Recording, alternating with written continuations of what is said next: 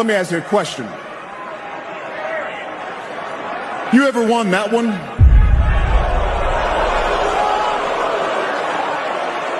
All right, we know that was a... Have you ever even competed for one of these? Let me ask you a question. You ever won that one?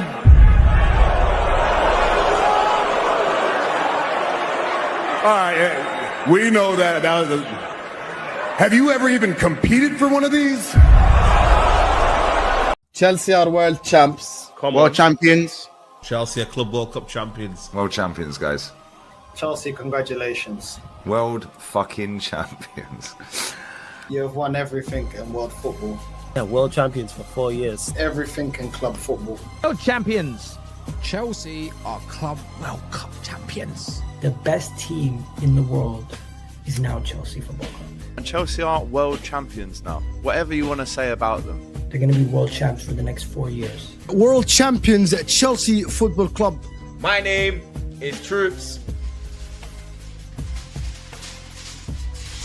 And I am the wise man.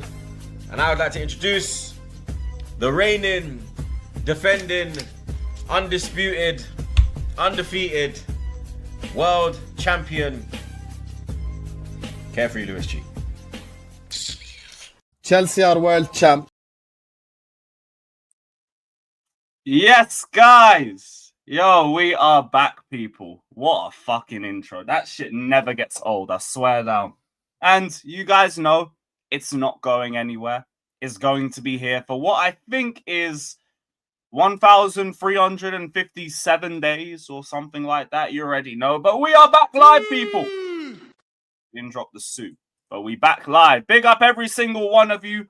Welcome back on what is day 103 of the 1,461 day reign as your world champions.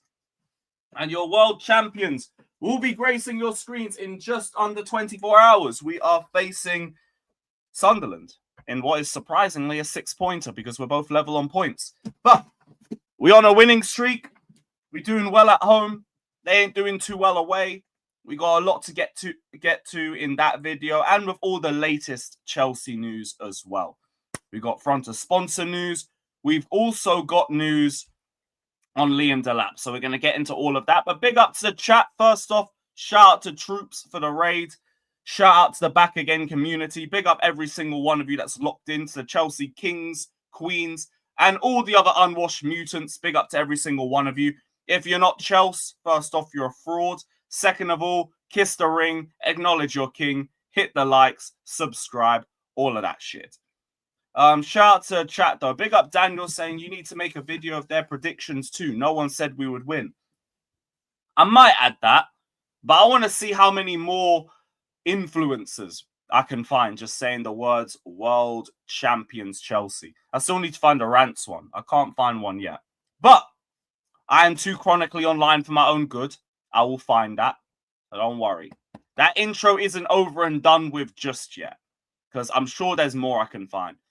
Shout out to Stuart. Big up my G. Big up Pierre. We're going to get into that. Don't worry. Big up to Abdi. Big up to Abdi Rahman. Big up my G. Everyone's names are still changed because of this crappy little YouTube glitch. So I have to try and figure out who everyone is. Big up Mo, though. Big up Natalie. Big up Pierre. Big up Nighttime. Big up Keeman. Free-Minded. David. Big up Reaper. Big up Miko. Jordan Evans. Tribal Chief shit. Big up my guy. Big up to Bola. Big up to Mo. Big up to Dave. Banjo. Who else is in here? Faz. Even though like he's trying to cope with the World Cup. Hold that, world champions. Cry about it. Cry about it, but big up. Who else is in here? The Wise. Big up to the Wise. Big up to Fielder. Happy birthday, Fielder, by the way. Everyone in the chat, say happy birthday to Fielder, my G. Big up, bro.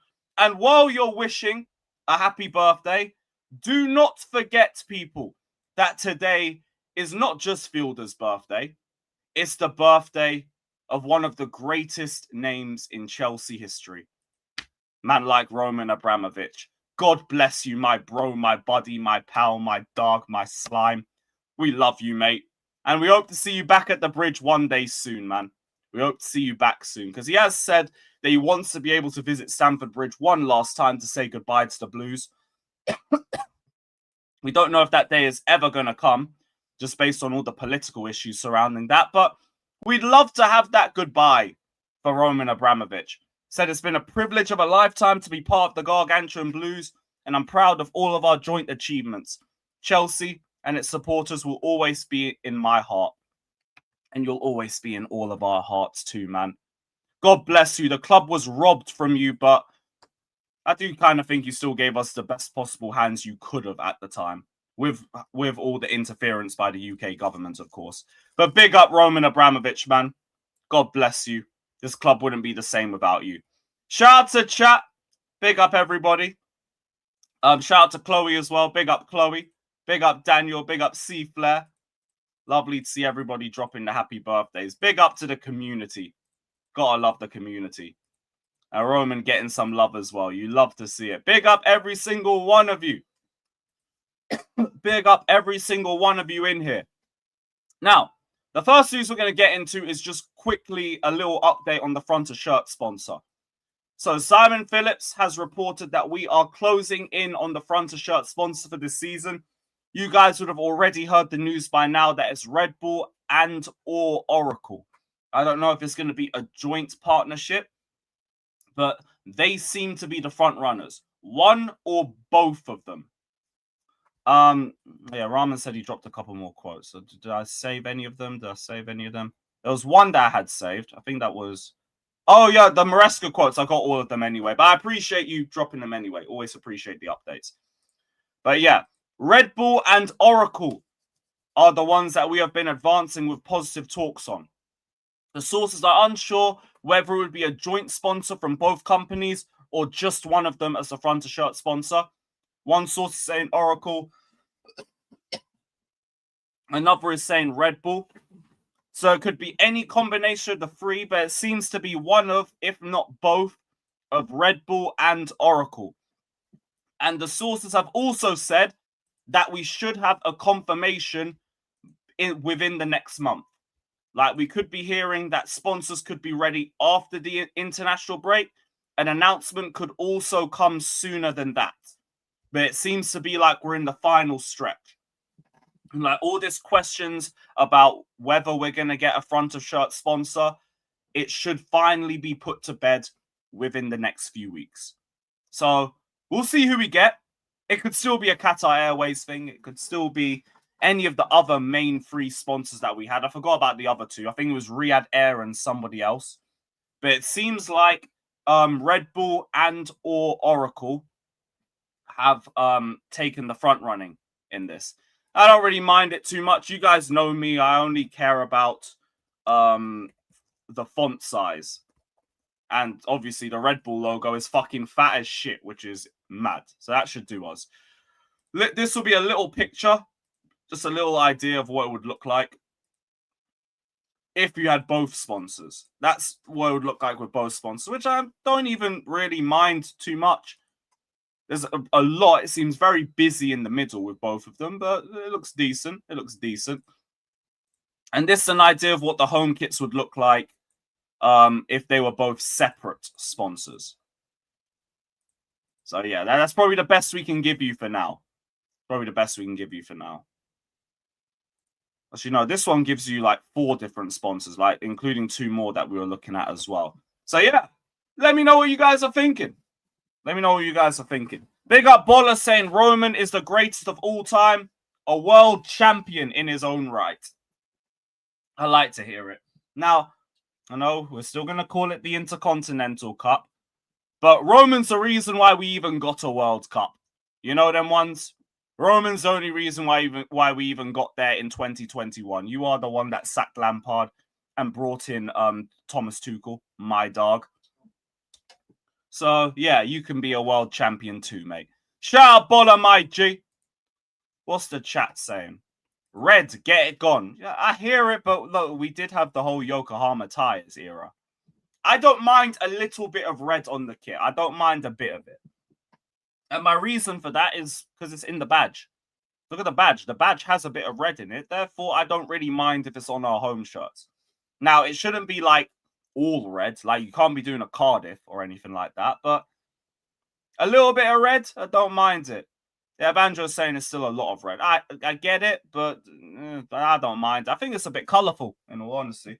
I think it's a little bit colourful, like the right type of colourful.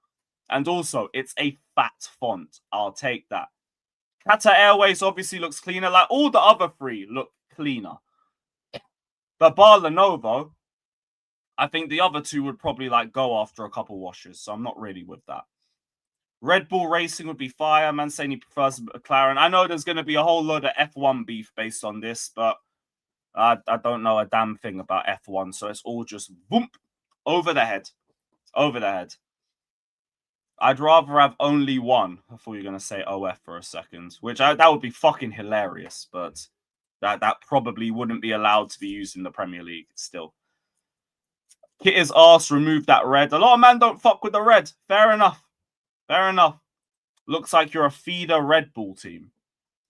No, we are the ultimate feeder club because we'll keep all the best and all the rest, you can leave. You can leave. Swap 2 Bulls for the Lions. It wouldn't really work from a sponsorship perspective. But yeah. Yeah, man is saying they didn't want the OnlyFans. But I get it. I get it. Is the OnlyFans sponsor worse than gambling sponsors? Gambling sponsors are about to be banned. I think there's one more year left. I think this is the last season where you're allowed to have a gambling sponsor. And then the rest, and then from next season, you got to get rid of all that. So if you can't even do gambling, you defo can't do OnlyFans. You defo can't. Why? Yeah, because they don't want gambling in it. They don't want gambling sponsors in the Prem. Like, it's a moral thing, innit? You know, they've just found like a little bit of their morals, which, I mean, fair enough. Fair enough. You know, there's a ton of gambling sponsors in the Premier League. I think it makes up about like 60% of Premier League sponsors, well, shirt sponsors. So I kind of get it because there's a bit too much emphasis on that. And also, most religions don't fuck with gambling. Most religions don't. So I get it. I get it. Well, I actually don't mind the Red Bull kit, though. Like, the more I look at it, the more I kind of fuck with it. I think it's a little bit colourful. I like it. It's not too bad. Not too bad at all. It seems like it's going to be Red Bull and or Oracle that will be our front of shirt sponsors. We should get an update or like a confirmation of it within the next 2 or 3 years or something like that. But yeah. That makes up the first bit of news for today. The second news update. Well, actually, no, we got another small one as well. Reggie Walsh has signed his first professional contract with Chelsea. Billy Gilmore 2.0 is Chelsea. And he's here to stay, which is good. I'm happy for him. He looks like a tidy little player. Very composed on the ball. Doesn't really try to be too flash. Doesn't overdo things. And be interested to see how he looks with more minutes for Chelsea. So, happy to see you've signed your first professional contract with the Gargantuan Blues. And big up, man. Big up. Isn't Leeds Red Bull? You could have, like... I don't think, like, sponsorships are not allowed to clash. I don't think that's a thing. I'm sure that there's been matches between 2 teams with the same sponsor. I can't give you one off the top of my head, but I'm sure there has. Like, fucking Betway or something. Betway have sponsored a string of clubs. And I'm sure there's been a clash between them two. Has to have been. I can't really remember specific games, but yeah. Arsenal PSG. I mean in the Prem. I'm sure there's been that clash before.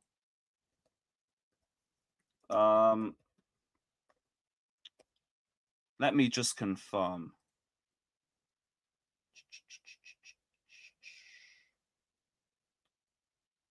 As of right now, this season, there isn't any clashes. But there has been ones before. I'm sure of it. I'm fucking sure of it. Yeah, Betway with West Ham, and I think they had somebody else. WA8, that's another one. You've also got Dapperbet. They were with they've been with Bournemouth for a couple of years. I think they were with somebody else too, but I just can't remember for the life of me. We were about to have Stake at the same time as Everton. We were literally about to do that, but I think the fans were so against it, it just didn't end up happening. Kazoo, Villa, Everton. There's one. There's one. I knew I weren't bugging. All right, cool. Yeah, that's just one for me. I just need to have one to like go off. But yeah, you can do that. That's the main point that we wanted to make. You can do that. I'm sure you get a fuck ton of Red Bulls whenever Chelsea are playing Leeds. Like, all the Red Bull sponsors will be out there. Samsung. I don't think anybody else said Samsung. I don't think anybody else said them. But yeah. Oh no, we've already signed that. They were our sleeve sponsors for the Ajax game. They're our sleeve sponsors for Ajax. That's already been happening. But point stands, it's likely going to be, what's it called? Red Bull or Oracle or one of the others. Next bit of news. Really, really good news today. Liam Delap, mate. Our dog is back. And earlier than we thought, man like Liam Delap is going to be back next week, people. Let's go. We were told like December we might see him like starting to get integrated back into the team.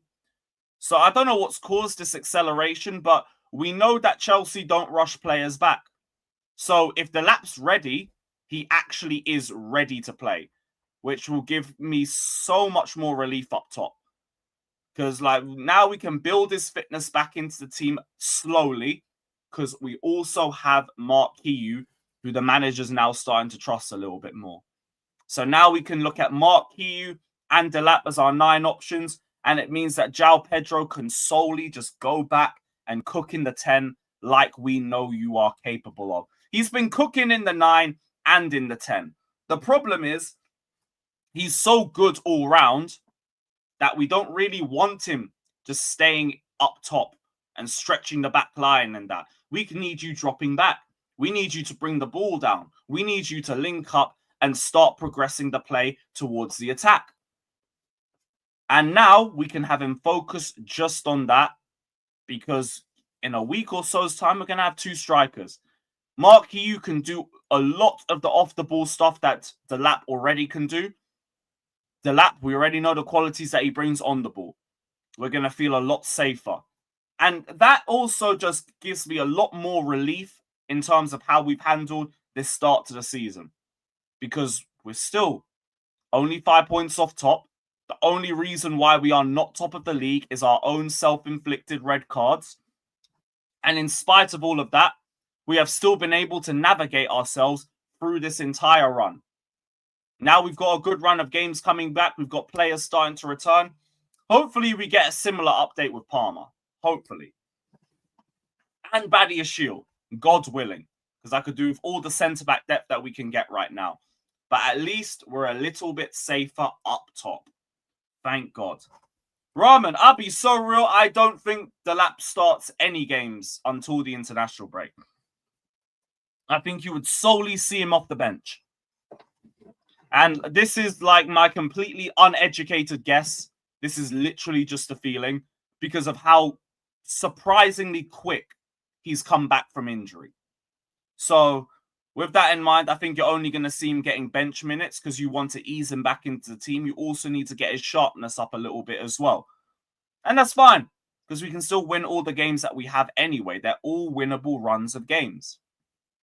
So, yeah, I'm happy. I'm really happy. Joey says he disagrees. What with like how soon we might see Delap in the squad? Look, I'm making a rash guess. So if I'm wrong, I probably am wrong. Which, great, because that means he'll start even more. I think this run of games you can put Delap. Maybe. Like, they are all winnable games. It's just more like how many minutes can you get out of him at that point? I'm not saying don't do it. The manager will know what level he's at way more than we will. But my guess would be that you don't see him start till after the break. If I'm wrong, oh, great. I'm fine with that. Stop the agenda. We didn't buy João Pedro for the 10 position. Do you see him playing 10 for Brazil? We have Palma, Estevão, and Facundo for the 10 role. Didn't like Maresca literally say that he's I think better behind the striker? I think he said something similar to that. Either way, just off the way we've watched him, he seems at his best when you have somebody in front of him, giving him more space to operate in.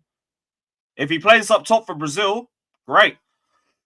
I still think the best way we utilize him is behind the striker. And also, what agenda? What Chelsea fans got a João Pedro agenda? That's what I want to know. I think João Pedro is like one of the most universally agreeable players in the sense that his level is obvious. It's fucking obvious. He can play up top, but he can also play behind the striker, and I think he can play better behind the striker. I don't think that's crazy. One more break, but yes, I'm fine with it. I'm fine with it. Gives me a little break, personally. And then after that, we just driving forward until March. What else is everyone saying?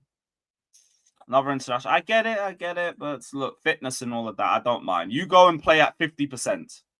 Except for the South Americans, because they never do that. They never do that. They put their heart on their sleeve for their international team. I get it. Yo, I don't know what agenda, but like whenever you say any opinion about a player that someone disagrees with, it's instantly an agenda. Suddenly you hate the player. Hate is an illness. All of that shit. All right, all cool, man. Whatever. We all know this brother's versatile. We saw him playing in the 10, in the middle, and I think playing up top for Brighton as well. And also, like, shout out João Pedro, nobody was saying that we got a bagsman with him. We said we got an all-round talent when we got him. So you utilize that all-round talent. And you have Delap just hanging on the shoulder of the centre-backs. Simple as that. Simple as that. But yeah, shout out to the chat, man. Shout out to the chat. I said, and good riddance, Jackson. Yeah, look, peace. You know them ones. I still would have kept him. You know the reasons why, financially as well as on the pitch. But we don't need to like go round in circles around all of that. There's no point. I said you speak Amharic barely. I can say salam, hello, and I can't really give you too much past that. But yeah.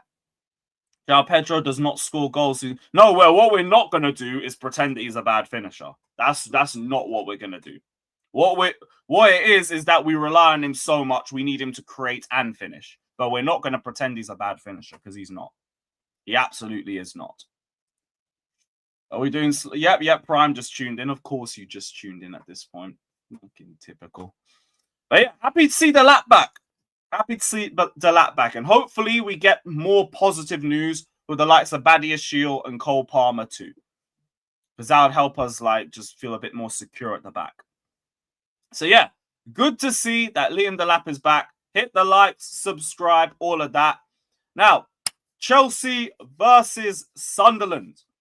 We look to continue our winning streak as we welcome Sunderland to the bridge. This is our first game against them since the last day of the 16-17 season, where we came back from 1-0 down to absolutely beat the piss out of them 5-1. Willian bagged, Hazard bagged, I think Costa bagged. I think he did. And then Batshuayi got a double towards the end of that game. Now, we put on a 4-match winning run ever since our loss at Brighton. We've scored 11 goals and we've conceded just 2 in the process. And this is a game that surprisingly is a bit of a 6-pointer. I never thought I'd be saying that about this fixture, but here we are. We are level on points with Sunderland going into this. And Sunderland actually have a better defensive record than we do. They've conceded 6 goals this season, which I think is the second least goals conceded in the league. Only 3 less than us, which is why I said on Back Again, don't think that this is going to be a free-scoring game. I think this is going to be a low-scoring fixture. I don't think you're going to see a lot of celebrations in this one. Sunderland are good defensively. We are good defensively. So, who's first? Who's Arsenal, isn't it? It's Arsenal. It was always going to be them. They've conceded like, what, 3 goals this campaign or something like that. But, yeah, back to the main point. Both teams are good defensively, so I don't think you're going to see a lot of goals in this game. But this is also still going to be a match that Chelsea are just going to go through and handle their business the way we expect them to do. As long as you keep 11 men on the pitch, it should be a relatively straightforward game. It is day 103, Mello. It is day 103.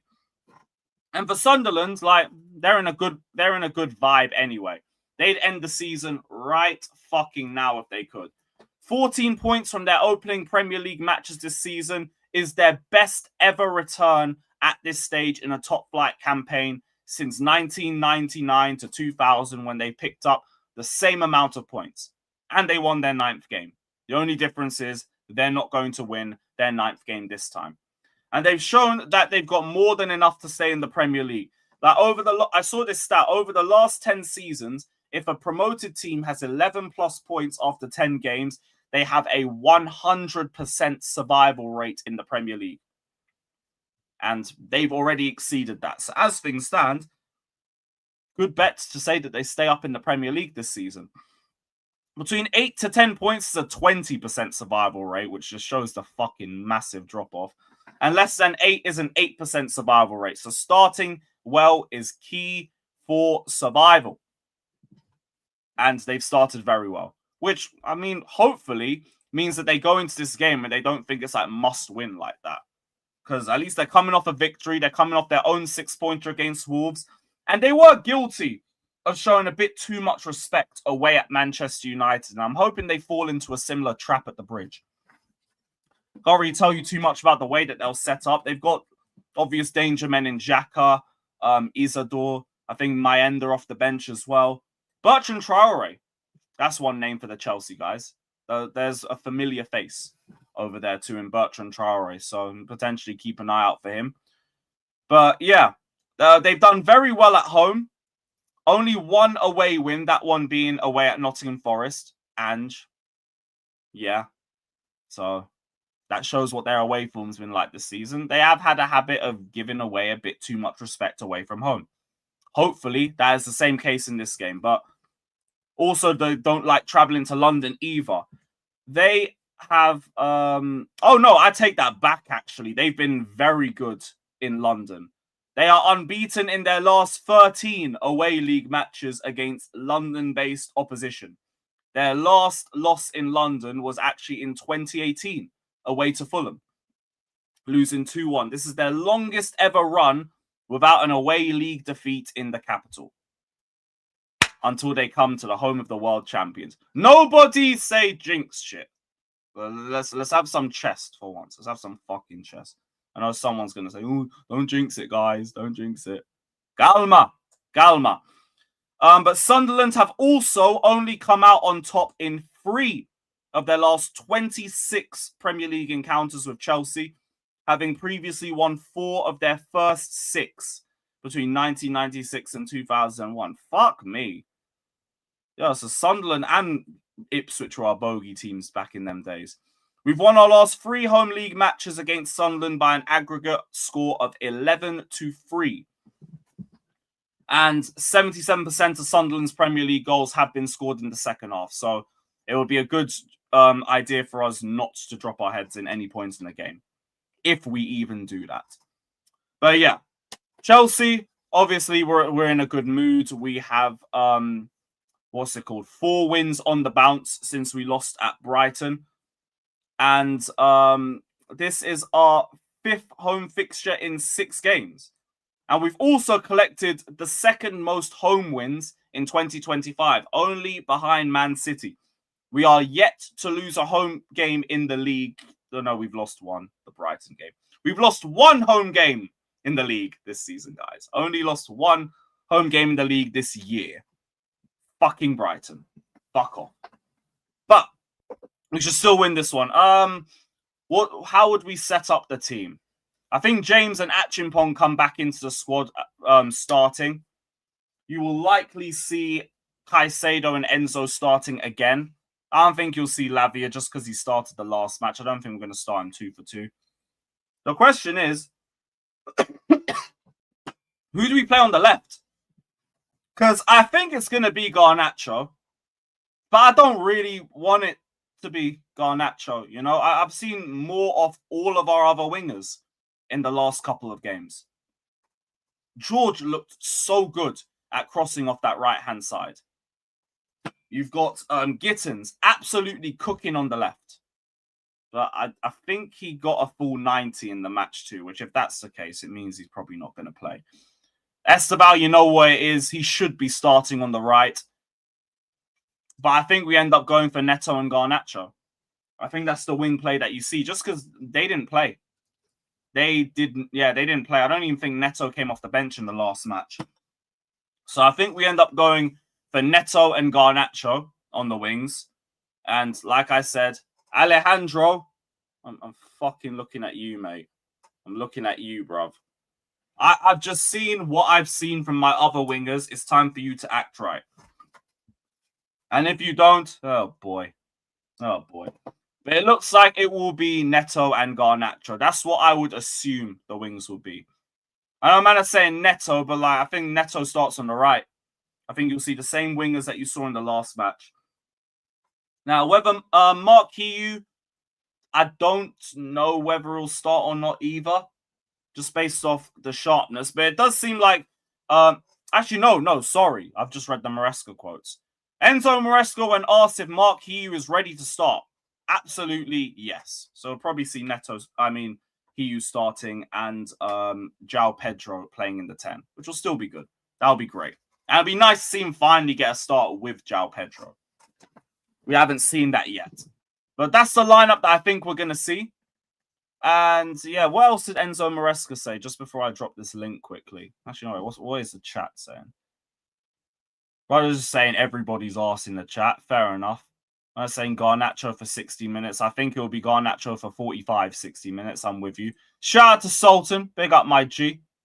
Name the other left wingers you have. We just did. Neto, Garnacho, and Gittens, and George. They're all our wingers. They're all our fucking wingers. No fullback is scared of Gittens and Garnacho. I agree with Garnacho, but Gittens can actually take a man on consistently. He can do that. He just needs to, like, get himself out of his head sometimes. But he's probably a rival anyways. There's no point explaining it. Yeah, he thinks Garnacho's our best left winger. Yeah, that's definitely not talking. 100%. Arsenal fan. Yeah, I thought so, Mudrick. You're big up, man. Big up. Am I attending the Barca game? 100%. We got 3 games in November. I'm going Tottenham, I'm going Barca, and I'm going Arsenal. We will be there. The return of the Danish Maldini. You think we won't be about? 155% we will be there. Come on, man. But yeah, what else did he say? We had a chat with Mark Hiu 2 weeks ago. I told him that I didn't like the way he was training and he needed to change. And he changed. So that will explain why he wasn't starting. Thankfully, it wasn't we want to loan him out in January thing, because it would be frustrating that we're just bringing a player back to sit on the bench continuously. But cool, it was only a training issue. Lovely shit. And I like that he has also worked on it. And he's now being rewarded with the minutes that we've wanted to see for him. On attention for Esteval, he said, we have Andre Santos and João Pedro that are helping him a lot. They already knew him from a different time. Us as staff, as a club, we are trying to help him and give him all the attention he needs. Not just with Esteval, but with all the players that come from abroad. He's a special player. He just thinks about football and he is happy. One thing I like about that is the ending stuff, because he's not doing the whole party life atmosphere. He's not getting sucked in to all the good stuff of the life of being a footballer. This brother just goes to training and then goes to church, prays to God, eats healthily, and sleeps healthily. My fucking dog, man. Not to say it's wrong, like if anyone's going out clubbing and all of that. I saw someone trying to cook Gusto because he was ill on the weekend. They're like, my brother saw him in tape. Yeah, cool. Like, when you're finished with work, go out. Live your life. Like, shit, I don't care. As long as you're ready to play when you're ready to play. I mean, when we need you to play. Yeah, good. The only complaint you have of Gusto is when he's on the pitch. Like, he pisses me off when he's playing. Off the pitch, I don't give a damn like that. On Mark Hughes' development, Mark is a typical number 9. Physically strong, a box player. Again, he can improve and do many things better. We are working with him every game to try and help him. In terms of João Pedro, he can play as a 9 and as a 10, like we said earlier. He's very good in both positions. Meanwhile, he said with Mark Hughes, only the 9. This is why I'm saying it's good for us to play João Pedro behind the striker. Well, but it's an agenda, guys. Whatever, man. But yeah, lovely to hear that about Mark Hughes. On Sunderland, he said they've shown since the season started that they are a very good team. They play together, they work together. They have the same points as us, so they are showing how good they are doing. It's a Premier League game, and there is no easy game. This is not an excuse, by the way. This is just him respecting Sunderland. Because, look, ultimately, they're level on points with us. Can't talk down on them like that. You got to beat them first and then do it. Sunderland is a winnable game, but it's also a game that you don't go into complacent because they've had a good start to the season and they've got one of the best defensive records in the Prem this campaign. We have to go and be professional. Be professional. And I believe we will. I fully believe we will. On telling a youngster he's not featuring. That's all a bit of garble, really. He says that it's not about the age, but they need to understand they can't play every game. It's more just like an ego check, if anything. Like, more time players will know that you can't play every game. But if you can't hack the fact that you can't play every game, this especially based on your ability or your form, then you gotta fucking hold that and suck up your pride a little bit. On bringing youngsters through, he said, I said after the game, that was a special night for the club, for the fans, with so many young players. They are talented players. The main thing for me is to help them day by day to get better and better. If you're able to improve players, you can improve the team. Again, try to help them understand the way we want them to play. And also, we have coaching staff with all of them after the session. Feels like he's just explaining his day-to-day activities, if anything. That seems to be what this press is about. Like, there's a lot of quotes that you don't really get anything from. Like giving Esteval the penalty. The main thing about the game is Enzo giving the ball to Esteval. So I know you just expect them to do it. It's just good to see that man are being selfless instead of doing the whole Jackson and Noni thing. We want the pen. We want the fucking pen. All them just snatching it out of Gusto's hands and everything. Like, no, I don't want either of you taking it in all honesty. Even though Noni is good at pens, Cole Palmer. And because in spite of all of this shit, I want to also make it clear. As soon as Palmer's back, mate, we're not questioning who's taking the pens. All of you, back the fuck up. Let the king take his fucking penalty. But I also said on Twitter, we are sorted for a shootout with some of the pen takers that we have in the squad. Liam Delap can take a pen. João Pedro can take a pen. Enzo can take a pen. Esteval can take a pen. Watch some of his pens back at Palmeiras. He's a great pen taker. Hits it with some mad venom, always gets it on the corner. It's never like in the middle of the goal. It's always hitting a corner or the side of the goal. Always. And yeah, Reece James, you got another one. So yeah, we got a lot of pen takers. I said your goalkeeper's not suited for a pen shooter. I've actually seen Sanchez save penalties for us, which is more than can be said for his time at Brighton, which shows he's improved on that. So, hold. And also, there's some Sanchez prop, guys, because they always say I got an agenda. Like, I could trust Sanchez on a penalty more than I first thought when he joined us. Cucurella. Can Cucurella take a pen? I don't recall him doing it, but I could believe he could. That fucker seems like he could do anything on a football pitch. So, yeah, we got a ton of pen takers. Would you prefer... Look, I prefer Gittens to start. But I know he's not going to start. I'd prefer if it was him, though. But you know what? It might actually be a good thing to see Garnacho start, innit? Because, like, I need to see something. And I'm not seeing it. And I'd like to at least get a better surface area for what I'm looking at. Just so I know I'm being fair. So, and it might be a good thing for him to start. Because, look, I need to see what you got for me, innit? Like, Gittens has shown me something. George has shown me something. Esteval, do I even need to explain it? Even Neto, I don't need to explain it. You, though, just got everything that I expected. I just thought you were going to be my worst winger. It seems like you're going to be our worst winger. Whatever. You will back him like me soon. If I do, then he has turned the fucking corner. I'll say that. I'll say that. So, yeah, you know, it might be a good thing for him to start. It might be a good thing for him to start. Whatever. Oh, I haven't even changed the dates correctly. It's day 103. Fucking hell, mate.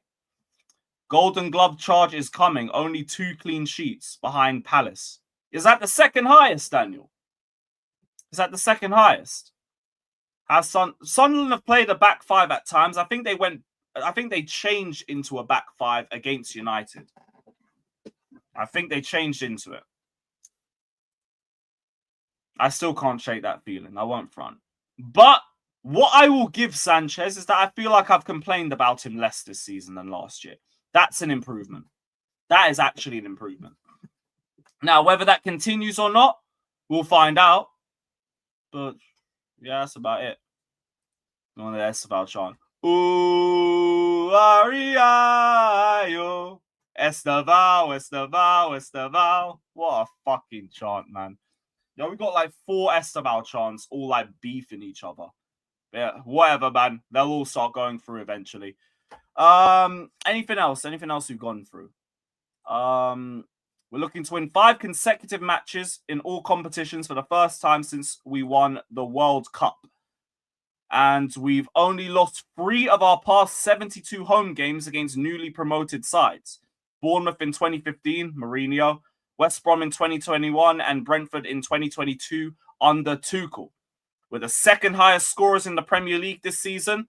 Excluding penalties, no other team has scored more goals from set pieces than Chelsea. We're level with Arsenal for that. Second highest top number of goal scorers in the league is Chelsea.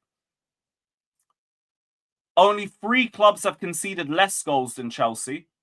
And Maresca remains the only manager in Prem history who hasn't used a single player over the age of 30. Nice. Nice. Yeah, that's it, man. That's it, brother. I said you starting Gittens. I don't think we are. I don't think we are. As much as I'd like us to, I don't think we will. I don't think we will. Big up TM. Big up my G. He says, by the way, with the Delap news, maybe that's why they were willing to take their time with the Palmer injury, as well as Esteval playing well. I don't know, because it felt like every week with Delap, the time frame for his injury was getting extended. We heard 6 weeks, then we heard October, then we heard November, then we were here in December. Now it's just gone back to November. Well, late October, because he's meant to be in the squad for the Wolves game. So I just think like Clearlake's whole thing was we know what squad we have and we know what level they're going to be at in a year or two's time. So we're just waiting. We're not going to accelerate nothing because we know that we're building a good squad in the long term. So if these guys get injured, figure it out because they're going to come back. That's what I think their vibe was. They were willing to take their time because we kind of already like overachieved because we weren't expected to win the World Cup. We weren't even expected to get top 4 last season. That wasn't the target. That only became the target around February or March when it looked like we were still on track to potentially finish there. So, yeah, I don't think it's that one. I think it's a decent theory, but I don't really subscribe to it personally. But big up for the donation, TM. Big up, my G. Big up to every single one of you that's locked in as well. Let's get the panel in. And because we're getting the panel in, I want to drop this video. Chelsea are world champs. World champions. Chelsea are Club World Cup champions. World champions, guys. Chelsea, congratulations. World fucking champions. You have won everything in world football. Yeah, world champions for 4 years. Everything in club football. World champions. Chelsea are Club World Cup champions. The best team in the world is now Chelsea Football Club. And Chelsea are world champions now. Whatever you want to say about them. They're going to be world champs for the next 4 years. World champions at Chelsea Football Club. My name is Troops. And I am the wise man, and I would like to introduce the reigning, defending, undisputed, undefeated world champion, Carefree Lewis G. What an intro, man. We haven't even got all of them yet. I still got more I need to find, but I'm chronically online. I'll figure that one out. Imagine celebrating a trophy so hard. You wouldn't get it. You're an Arsenal fan, my friend. You wouldn't get it, man. Delap on at half-time, if we're still 0-0 against Sunderland, you'll probably see him get like 15, 20 minutes. Probably just that. Bro, they refuse to admit it because we've been going on about it for so long. They don't like it. And I like that. Every single bit of shamelessness that I do works to the perfect effect. Stop wearing the shades. Stop wearing the belt. Yeah, hold that, bruv. World champions. Like it or hate it. The belt's cringy. No, we're world champions. I got a reason to wear it. You don't. Hold that.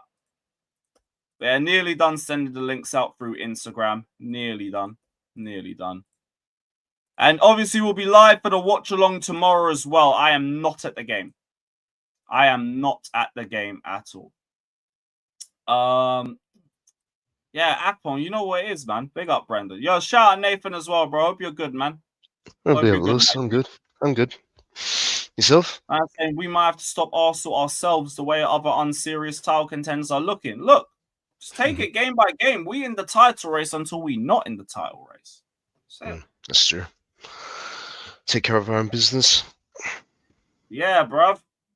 Like, we are still only 5 points off the top. We should be top of the table right now. But we can rectify that shit. We can rectify still plenty that. of games to go. Yeah, way too I soon. said, how when you can't score? Us. We've got the second highest different goal scorers in the league. I don't get that. I don't get that. I don't get that either. Only Arsenal have more different goal scorers in the Prem. We are the second highest goal scorers in the league. So we beat Chelsea home. Or you didn't. You drew. You drew at our ground.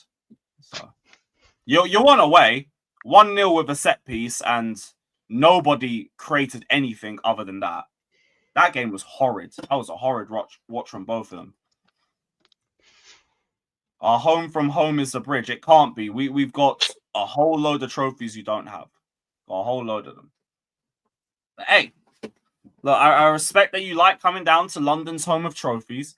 I fucking love that as well, the little advertising thing that we've got. You literally walk anywhere around West London, you got signs saying London's home of trophies. Come to Stamford Bridge. Funnily enough, I didn't see one when I was there. Oh, it's a new one. They've only started running that one the last couple of weeks. Yeah, makes sense. It was a nice little surprise when I was on my way to the pub. When did you last lose to... Well, it's been a while since we beat you at the bridge. It's been a fucking while.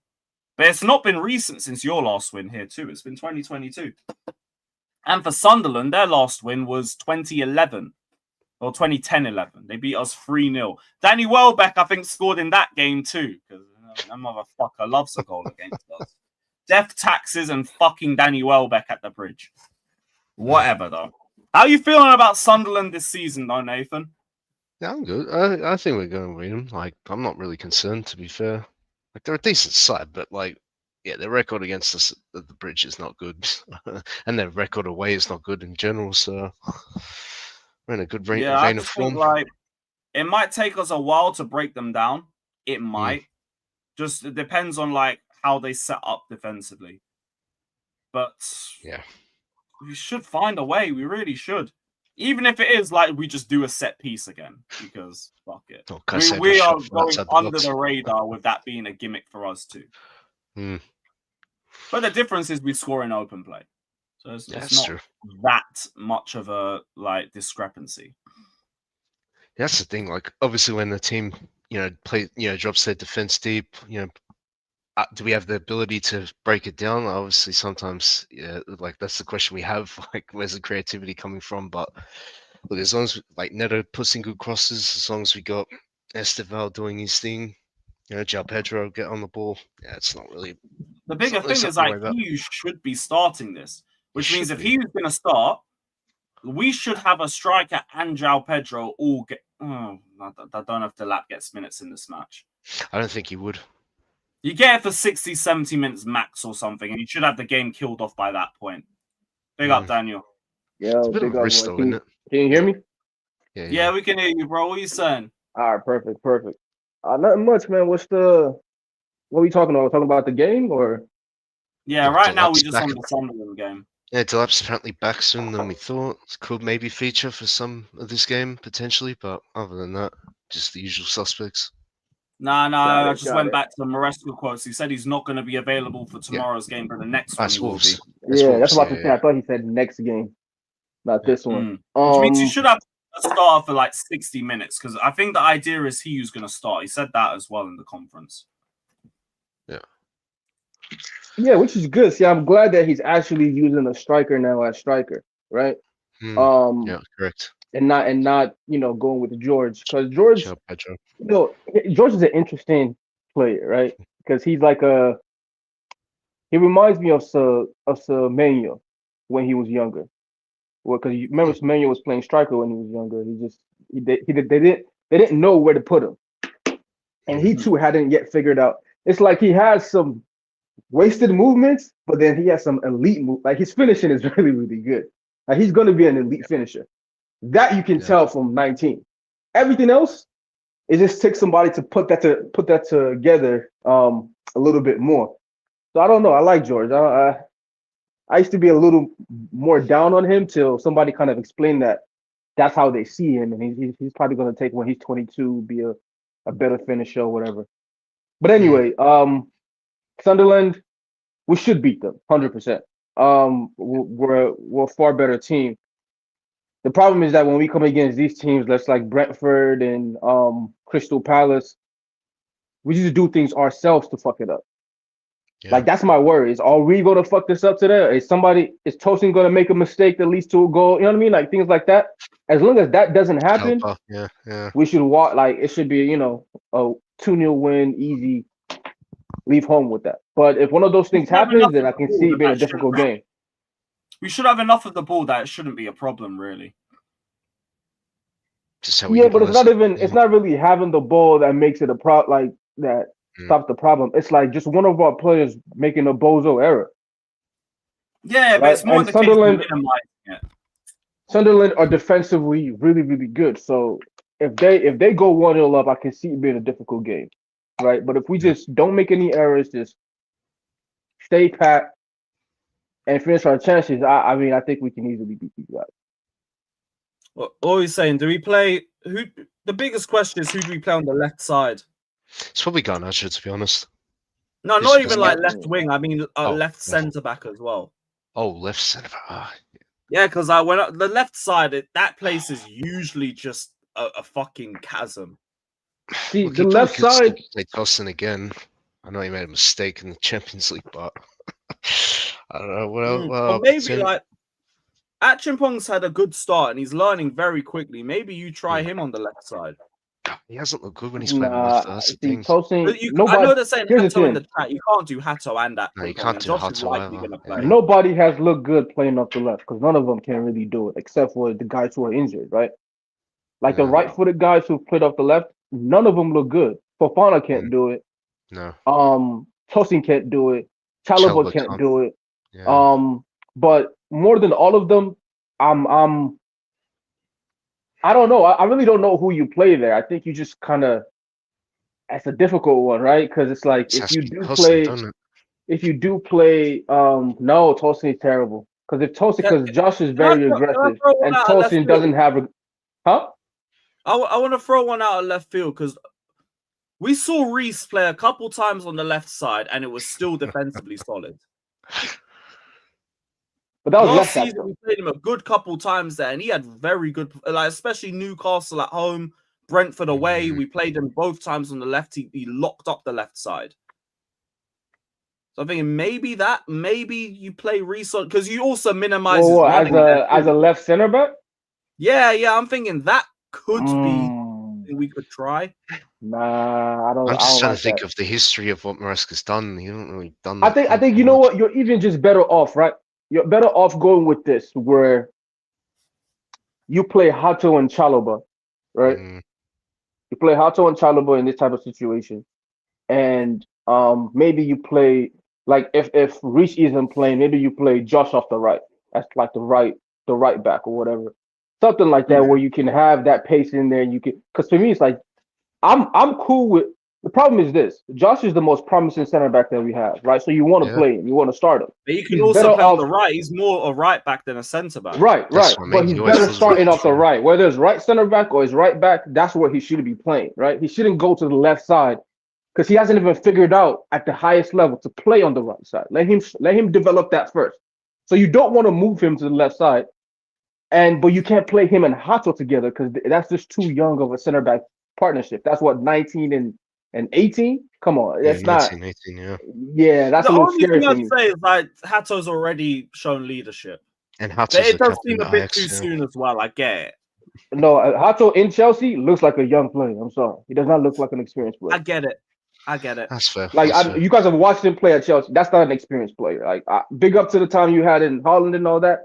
You look like a little boy in this team. It's something that you just got to nurture more. It might be more valuable in a year's time. Yeah, but I think it'll be better if you play him with one of Tosin, your Chalobah, or Fofana. That's like that could work. But I don't think you can play him with Josh, or you can play Josh with him yet. It's just too. I don't know. Maybe you can, but I don't like it. I don't know. I'm thinking like maybe like Achimpong, Fofana, James left centre back, and then you have Cucurella inverting maybe. Because I do think I can trust Reece at left centre back. I'd seen enough from last season to think he could maybe do it again for us. It's just the idea of it. It's the idea of it because like you know what Reece is capable of on the right side too. Big up Abs, man. Big up Abs. Hope you're well, bro. Brother Lewis, what are you telling me, gang? You good? Yeah, we're all good. We're just talking about the back four and like how we'd set that up. Bro, the back four picks itself pretty much. It's what's his name? It's Reece, Josh, Wesley, and Cuckoo. You playing Wesley left hand side. You're gonna have problems whoever you pick on the left side. No, but you could put Josh in there. The thing is, right? Listen, look. Big up Joey. Big up. Obviously, I big up Joey, man. Long time, man. Hope you're good. I'm against putting Josh on the left side. He ain't gonna be better than the experienced guys who are struggling. That's just throwing a young player to the wolves, man. We saw what happened last time. If you want to play someone, and this is what you can do, right? If you want to play someone on the left side, then you might as well play Hato on the left side. And then one of the more experienced guys, you have 3 experienced guys who can play on the right side. Chalobah, Tosi, and Fofana. Pick one. Whoever you trust the most, pick one. And then the way that I would do it is because I know Reece can't play every game. You get what I'm saying? So I would play Josh off the right side as a right back, right? Get him game time. Other games he might be on the bench, and then he's not playing because Reece is playing.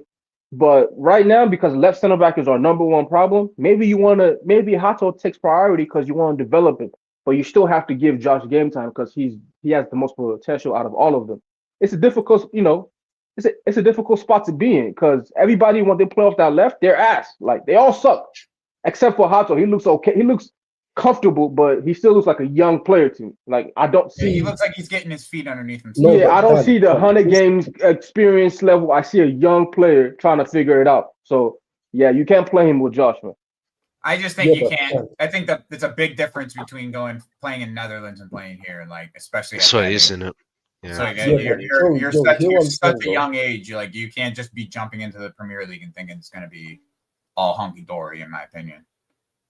Well, I mean, someone said in the chat it's going to be Josh and Trev. Like we know that, but we're just saying, what's the ideal?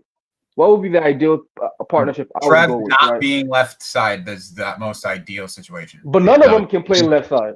Not even Tosin either. Yeah. I mean, unless Paddy Shield comes back, you're right. Yeah, I'm not. Paddy Shield ain't a real player, man. That's an NPC.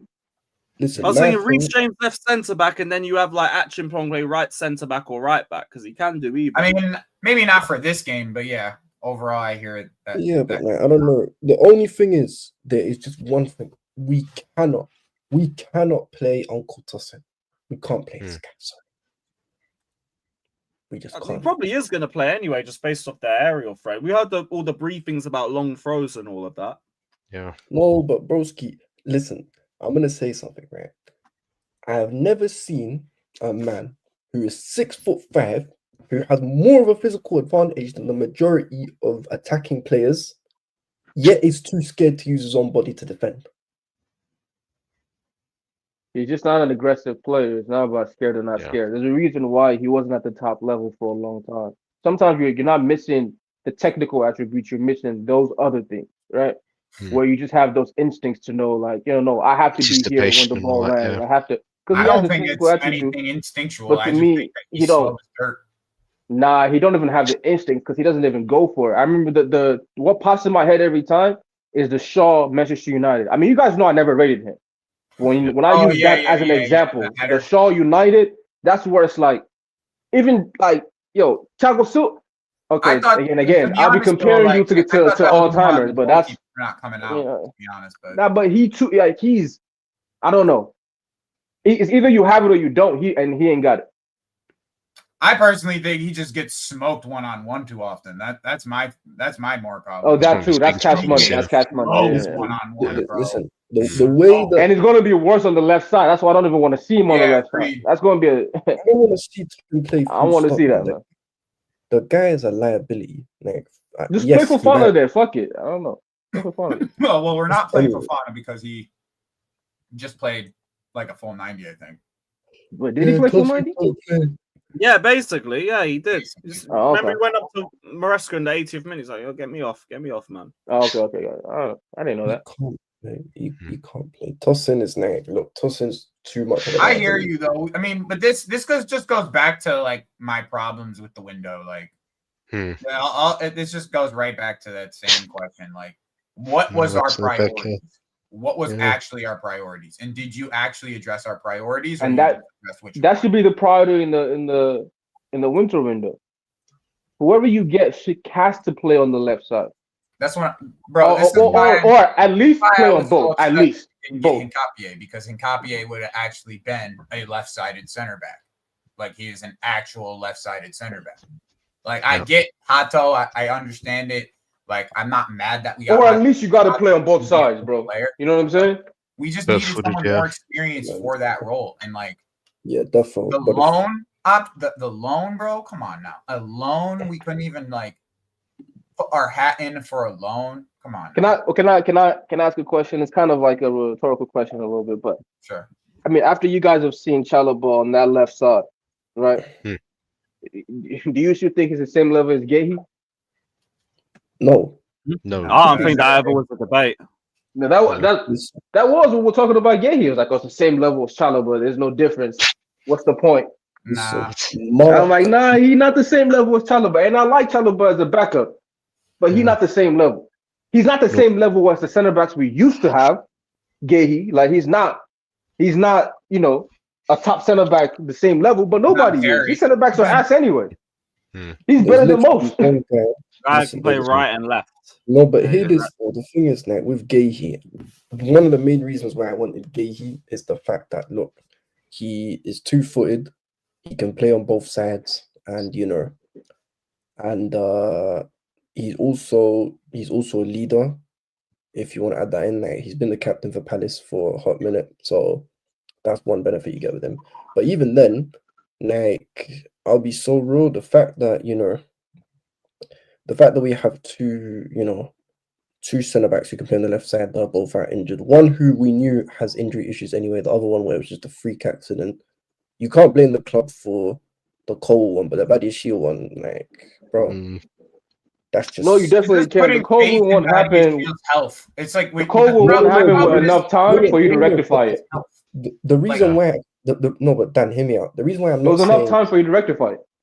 Yeah, I hear you. I'm saying with Cole specifically, Cole being out injured, if Badiashile was fit the whole time, it wouldn't be the end of the world. Because with Cole, but you know what's crazy? Before Cole got injured, Badiashile was injured. That's why he didn't get sold. Yeah, I know. But hear this. This is what I'm saying. So Cole, whichever way you slice it, don't make sense, bro. Sorry. No, but I'm saying Cole in isolation, Cole getting injured isn't the end of the world in the sense of, look, what happened with him isn't something that happens on a regular basis.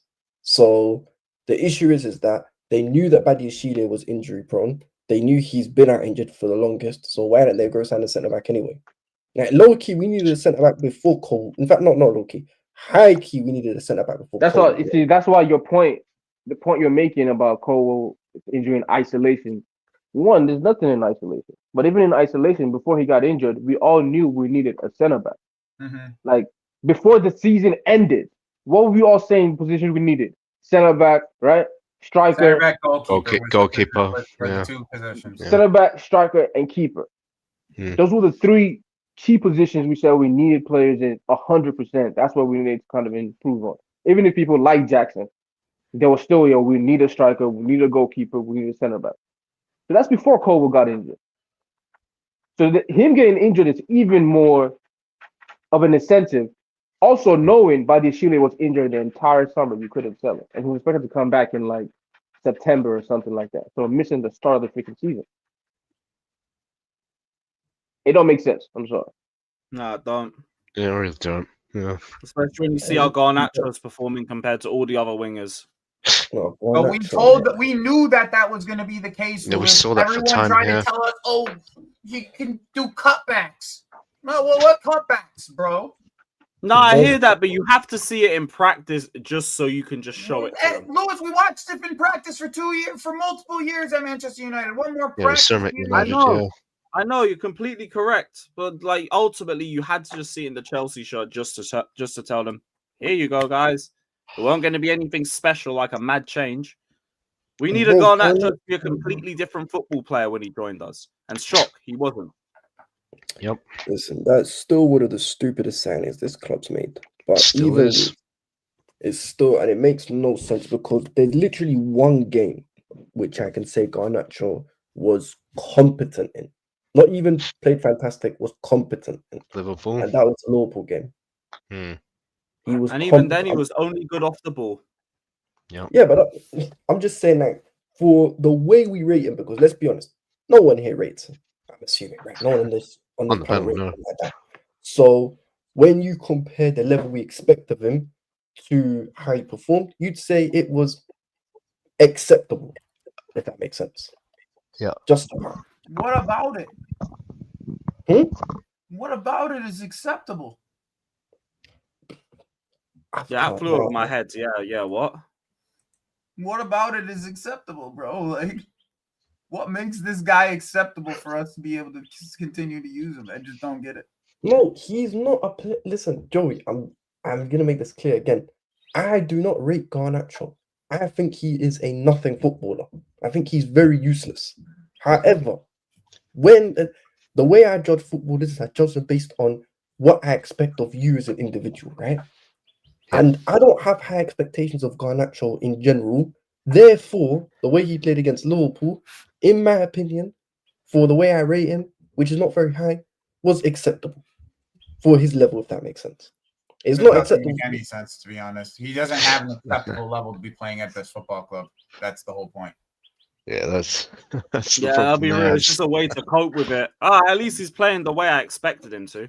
Yeah, it's just burning a position in the starting 11. What? Expect it, like,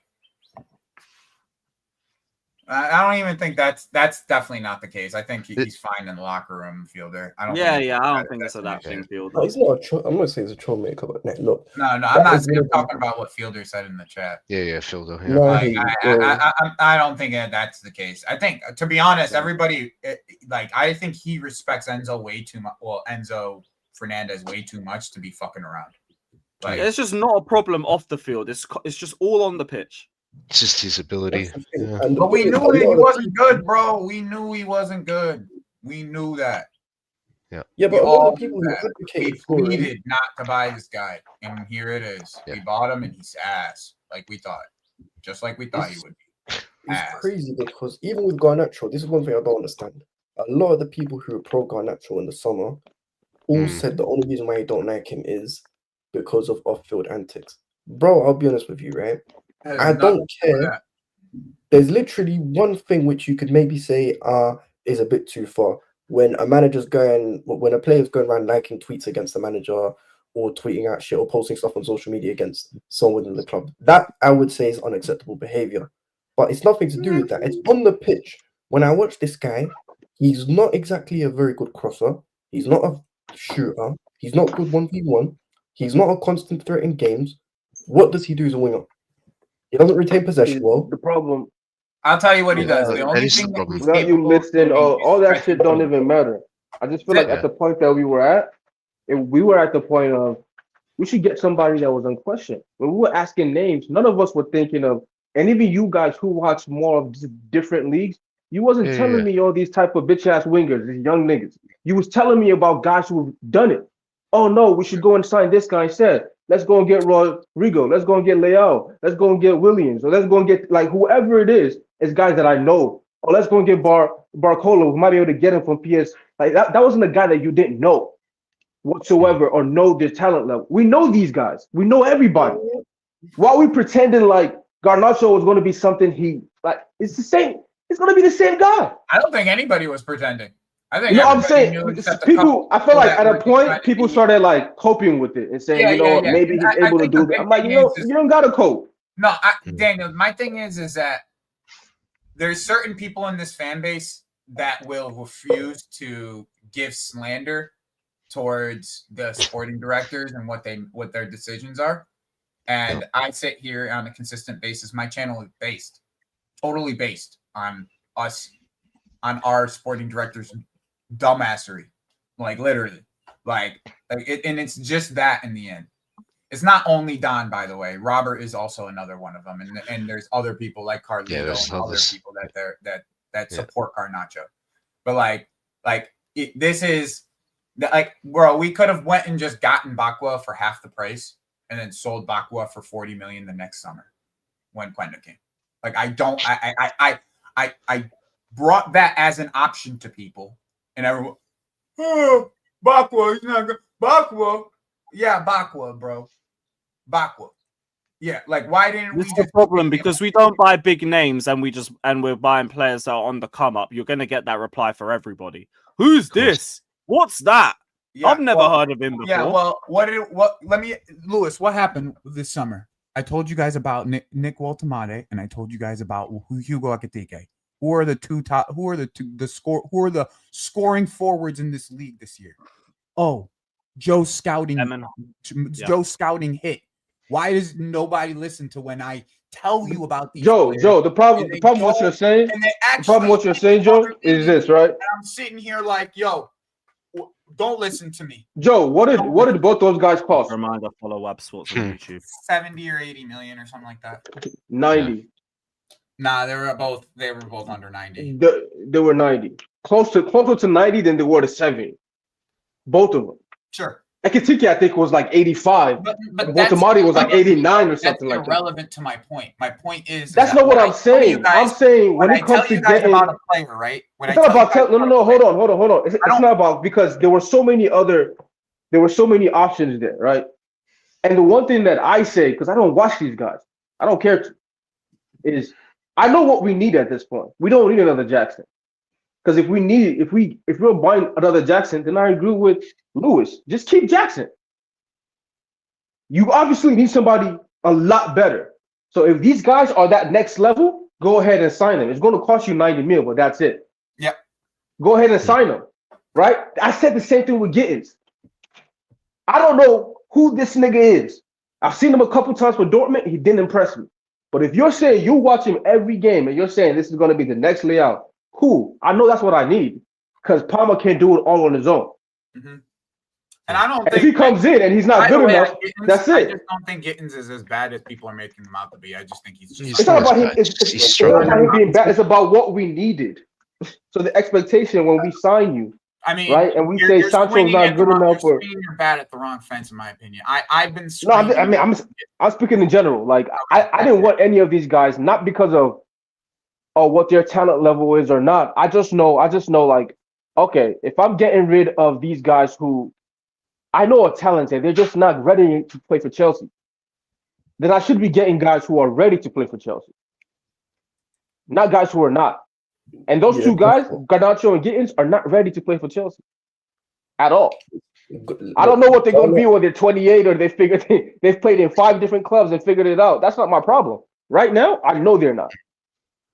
So what? You know what I mean? Like, it's just I just didn't want any of those guys. Like, obviously, Ekitike was ready to play for a big club, but I couldn't tell you that. I didn't watch him. Mm-hmm.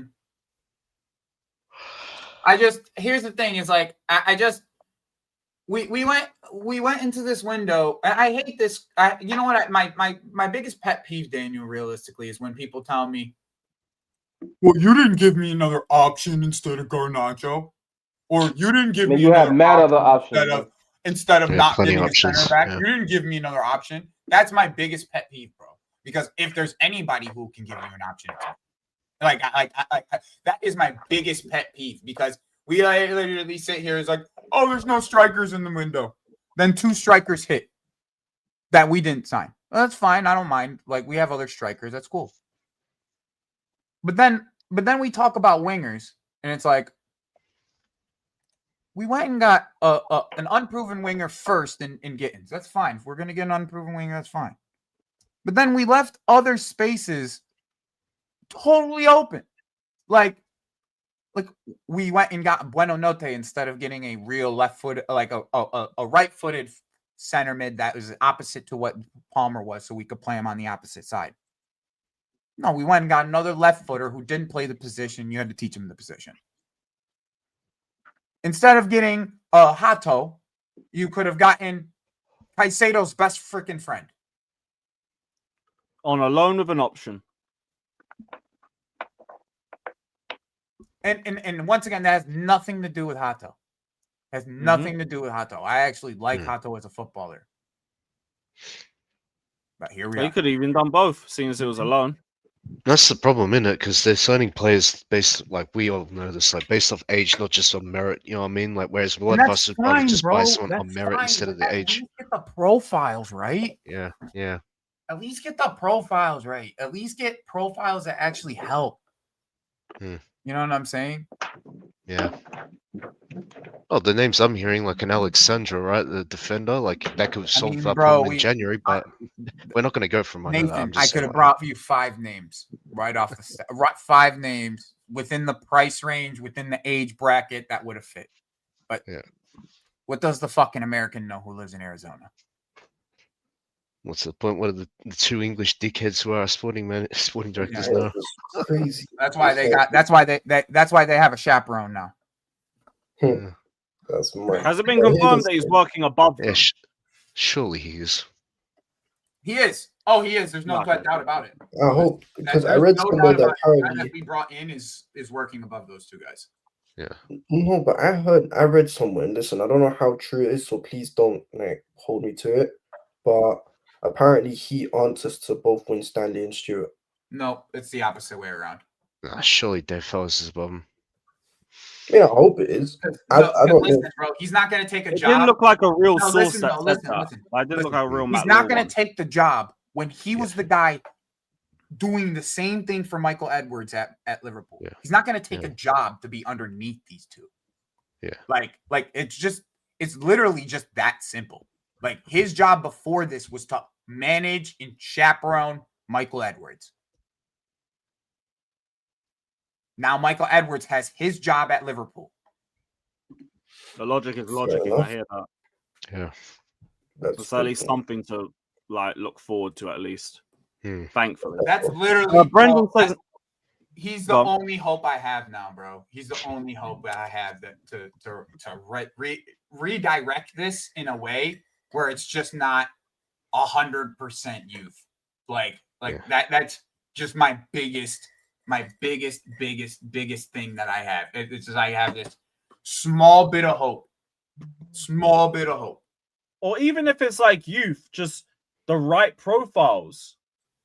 The profiles that we're screaming out for. Not let me spam some left wingers. Even though we only needed 1. Like Brendan says, Nacho Gittens is the biggest annoyance with their price. That's the biggest annoyance. Not See, even everyone price, acts like they know. and. Everybody acts like I shouldn't know the answer to this question about who's supposed to be. Big up, though. Just use logic, guys. Use logic. You go look at the job title and look up what the job title entails. People are just people don't do enough research to have conversations, but I do. I do do enough research to have these conversations. So I'm not going to sit here and tell you information that I haven't done research on at least. And the few times that I bring things up, I always say, I think. Because I don't know. But when I say something like this, I know that. I know what the case is. You don't, like I said, you don't bring in a guy like that to fucking sit behind these two fucking bozos who's never done the job before. Yeah. You bring a guy like that to chaperone the two guys who chaperoned Michael Edwards. That's what you bring. Fuck. Yeah, that makes sense. Yeah. I mean, like,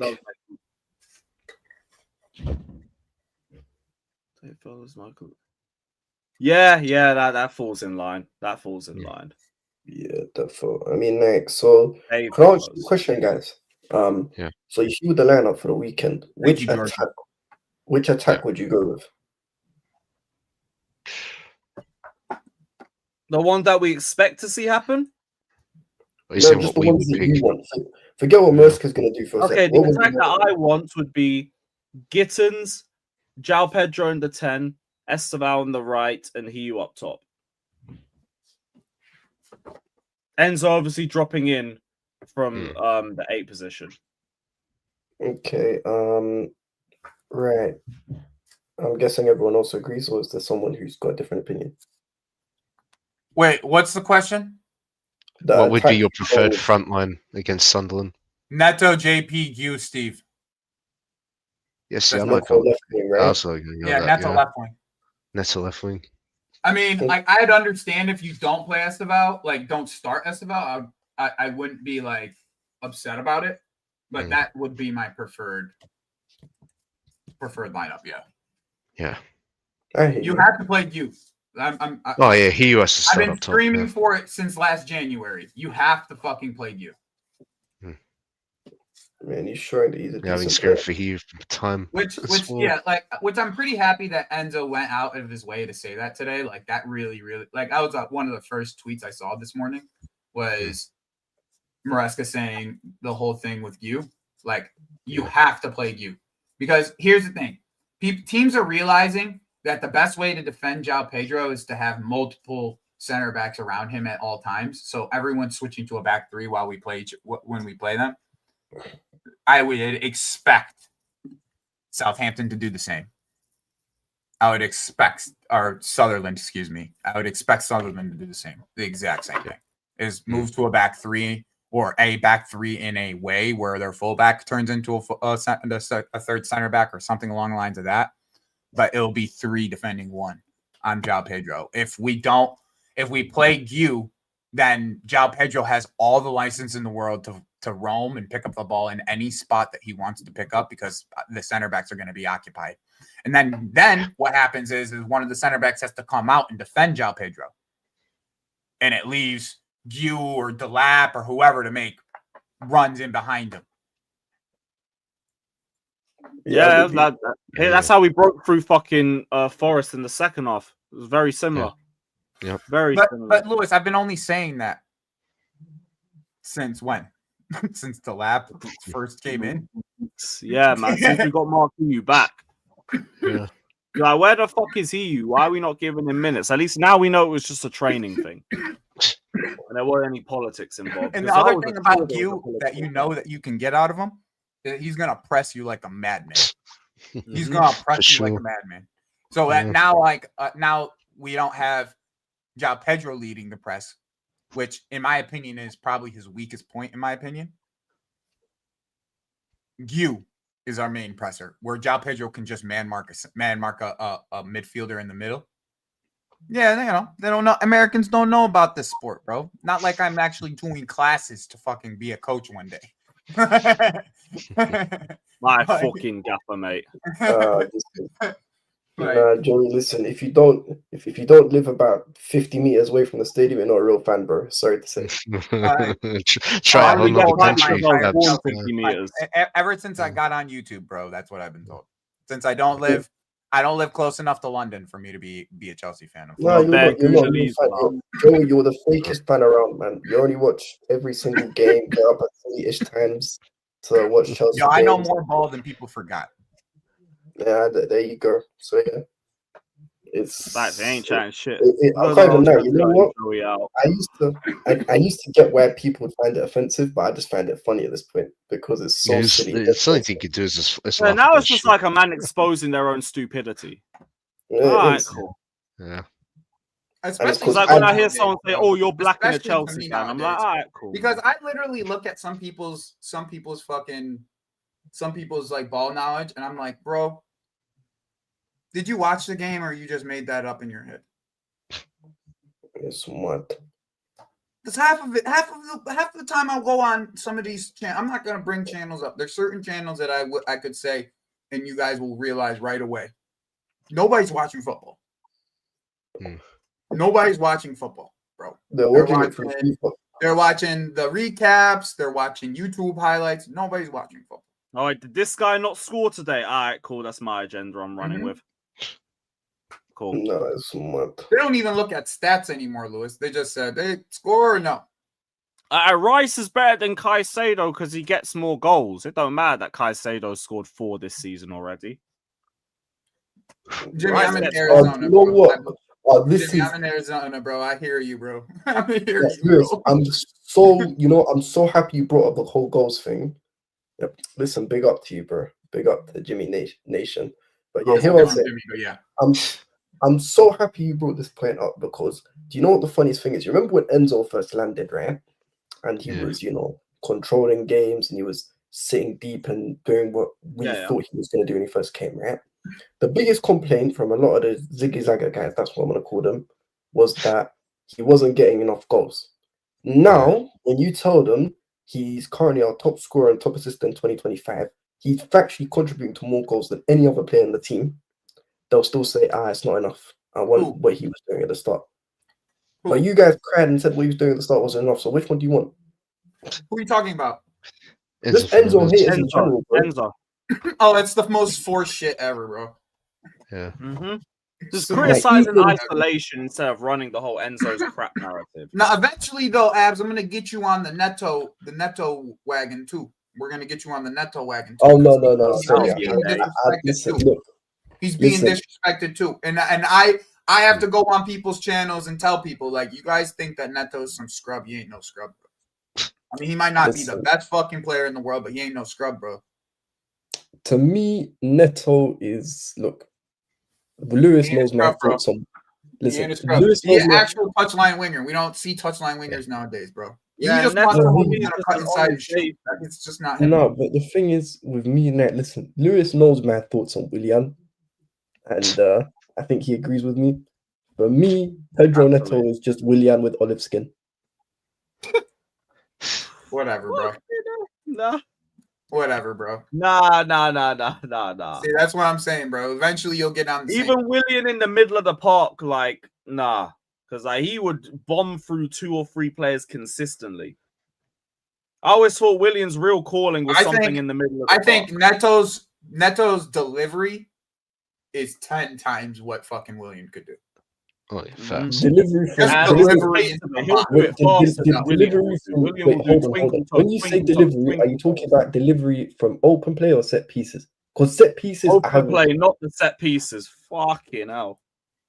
I don't think he's that good of a set piece taker, even though he had a set piece goal in the last game. Like I don't think he's that good of a set piece taker. I don't think he's our. If you were to tell me, Joe, where would you rank him in our set piece takers just on our team? I'd probably say like 4th, bro. 3rd or 4th. And 3rd just maybe because he's decent at corners, but outside of that. Oh, now listen. If you're doing strictly set pieces, he might be better. Esteval's a better corner taker than almost anybody that we have. And that's the only Willian I've liked. And Reece James is easily our best set piece taker. And then I'm not even including Cole. So like that's 3 at minimum 4. I mean, you could probably even Enzo Fernandez has scored some set pieces for us. Yeah, but it's not even just scoring. Like even from corners in particular. Like, I will say this: I do think Neto's better from corners than Willian.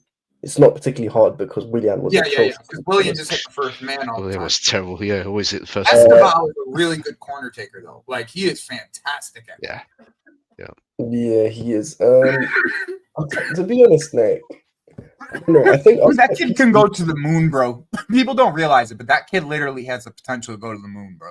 Like he really does. Oh, listen, I hopefully, hope people are starting to grasp like how much potential this kid has, like truly how much potential he has.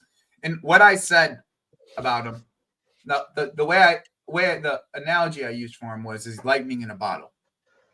As soon as that you let that lightning out of the bottle, there is no putting it back in the fucking bottle. There's no putting it back in the bottle, bro.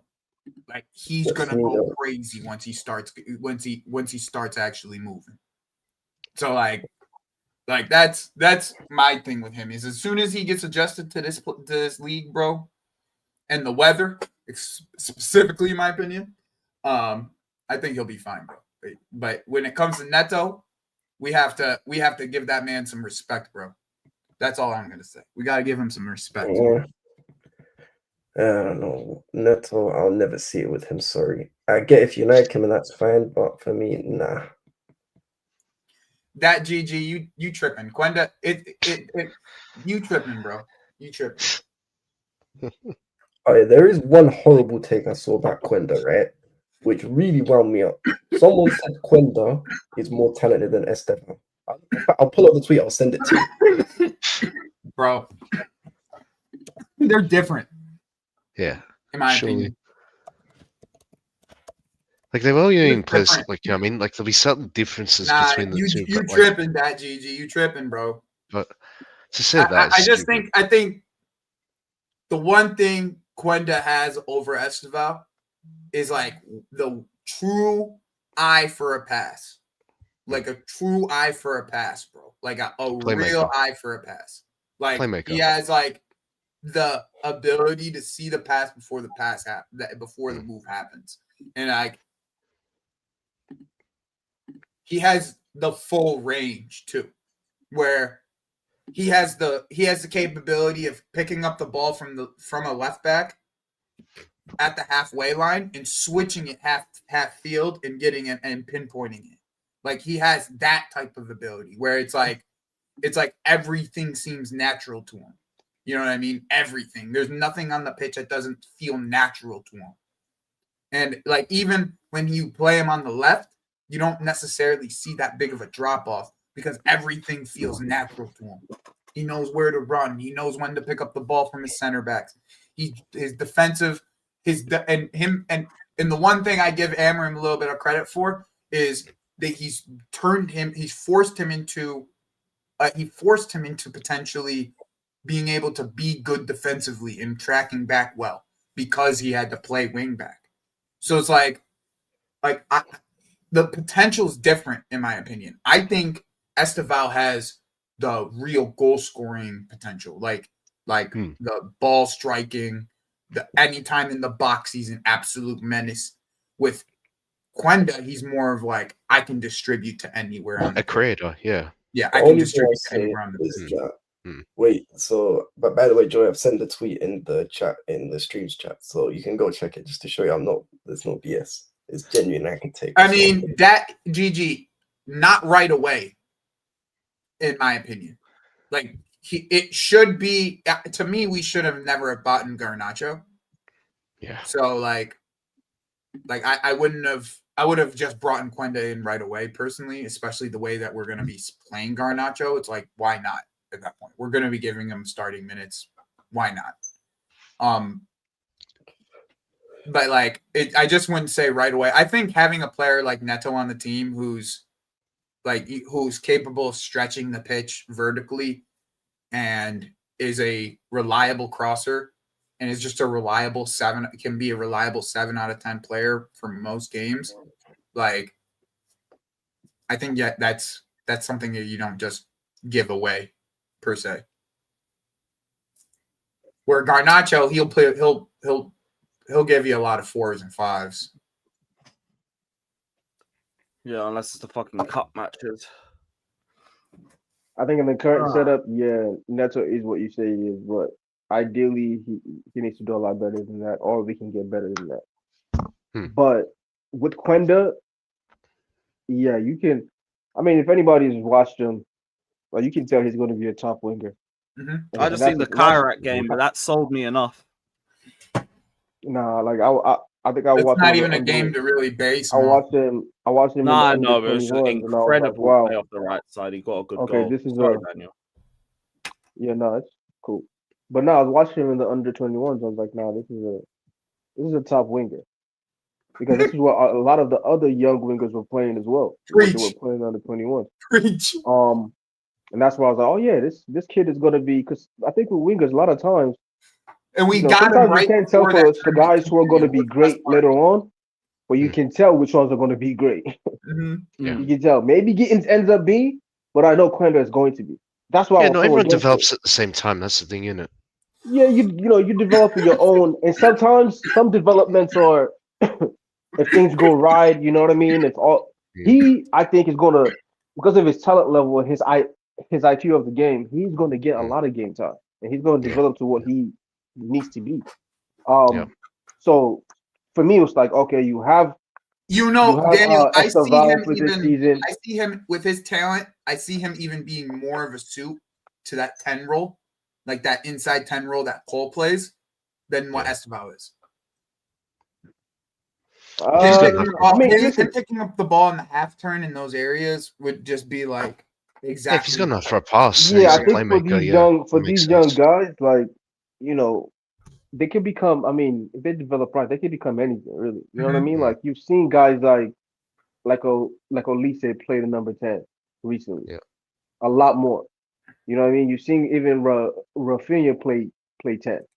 So, of course, you know what I mean. These guys, Esteval, him, they can. I just know they're going to be top wingers. So if you've gotten these young guys that you have to develop, I didn't want Gittens or Garnacho. I didn't want either of them. I thought you have Quenda coming in. Quenda is better than him. It's four. I'm gonna still stand on that. Four wingers that we bought. Quenda is still better than him. To me, he's on the same level as Tyree George right now. All right, like, come on. Here's the thing: Jamie. I still think Jamie has. I think Jamie's gonna show us something eventually, bro. Like, I really have this belief in him, bro. Like, I don't know what it is about it. Like, I feel like if he can grasp on the shooting boots, like, I really believe there's a player there. Like, I don't. Unfortunately for him, more so, he just has this season. Both of them, Garnacho and him, both have this season to figure it out. Because one of them is getting sold.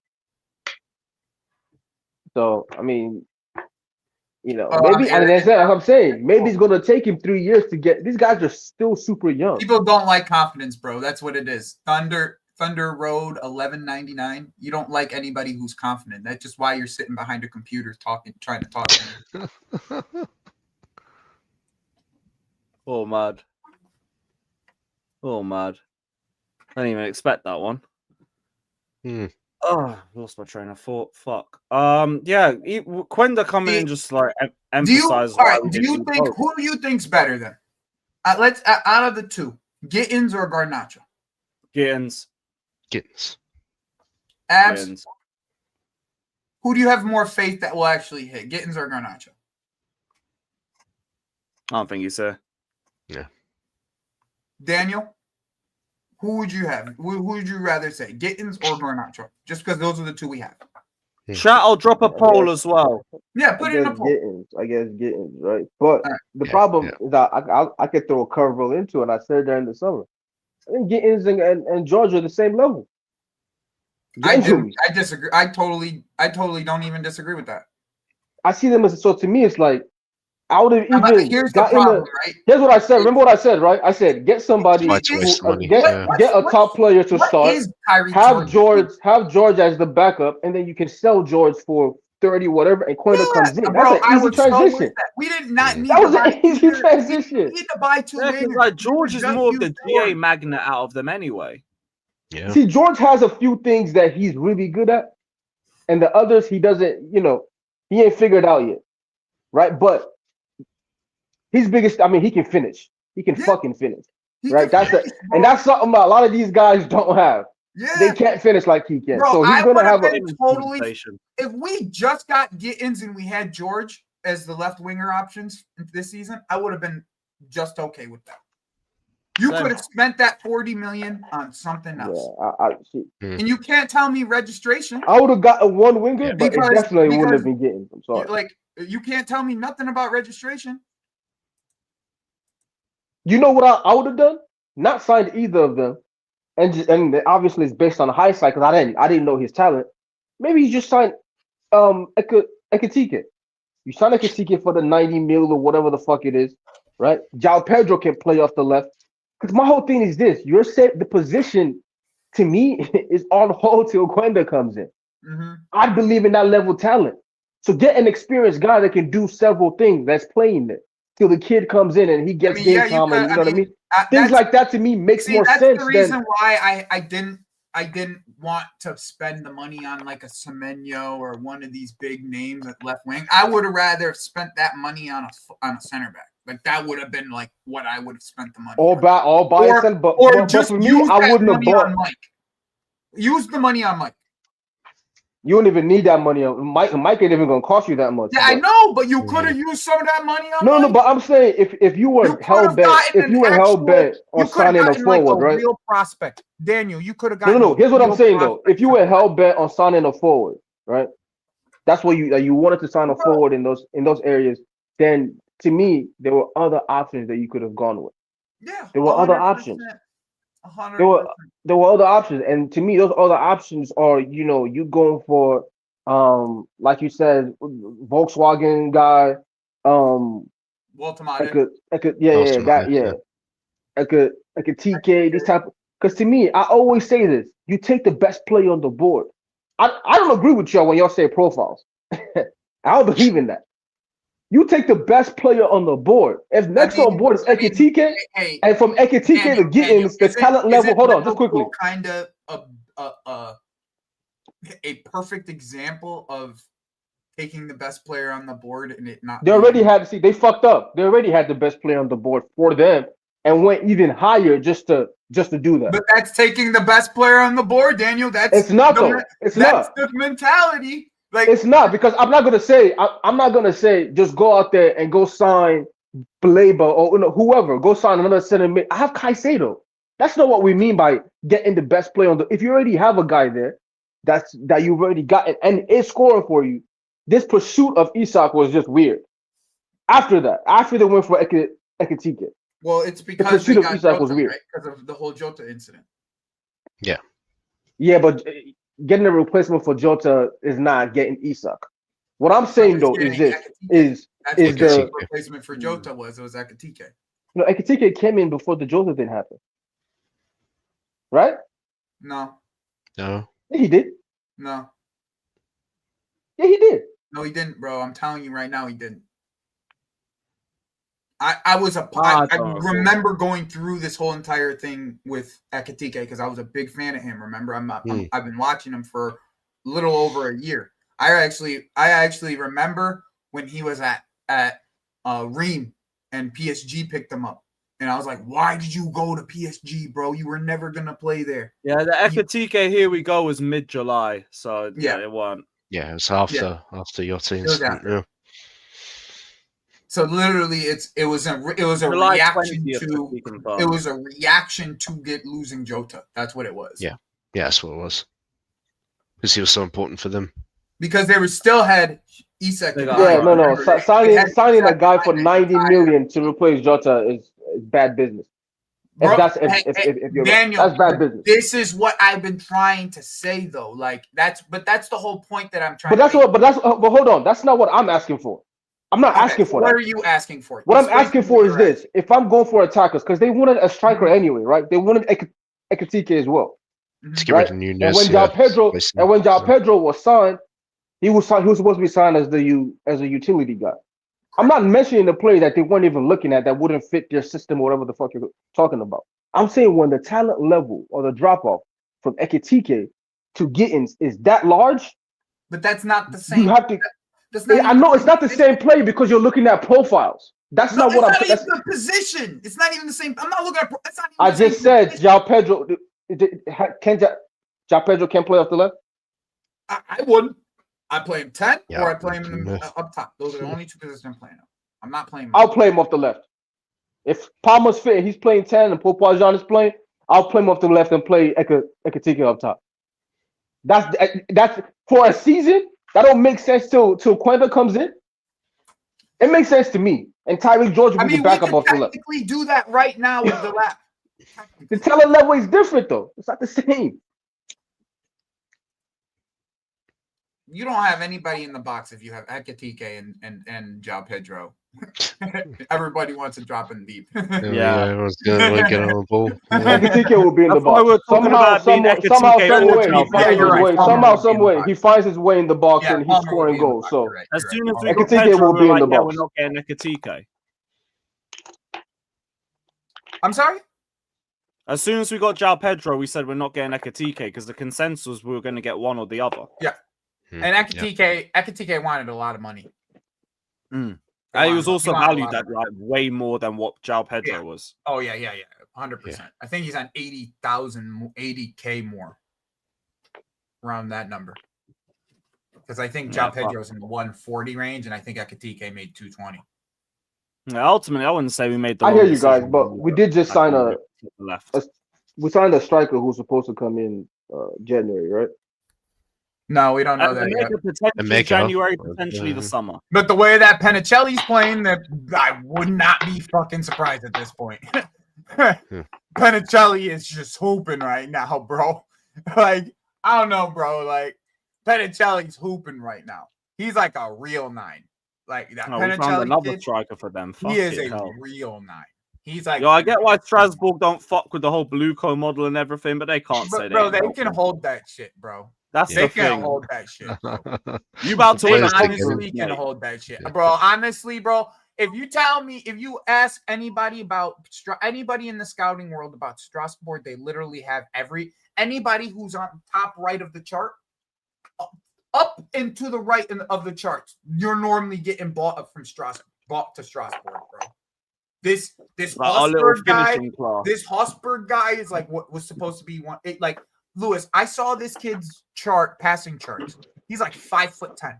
This Hosberg guy, he's like 5'10". He's not a tall center back, but I saw his passing charts from last year. It's like, here's everybody and here's him, and everything. It's like I'm like, okay, the Mowaga guy who's like a backup CDM, his passing charts, same thing. Everyone's here. He's like an anomaly that's been playing that was playing in like League 2.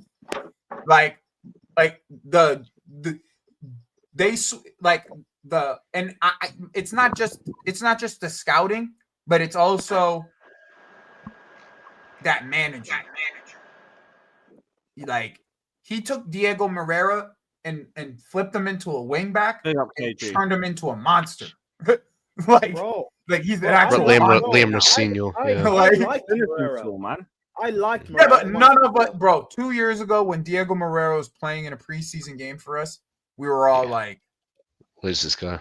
Dude, this guy's not ready to play. Nah, that's why. You know what it is? That's why it's a weird thing, Prime, right? Where it's like, on one end, we want these guys to develop, and we want to like, give it time. But then when we watch him after a few games, we're like, hey, listen, man, he's not ready. That's not true, bro. I like Moreira. I'll be real. Okay, so you don't represent the entire fan base, brother.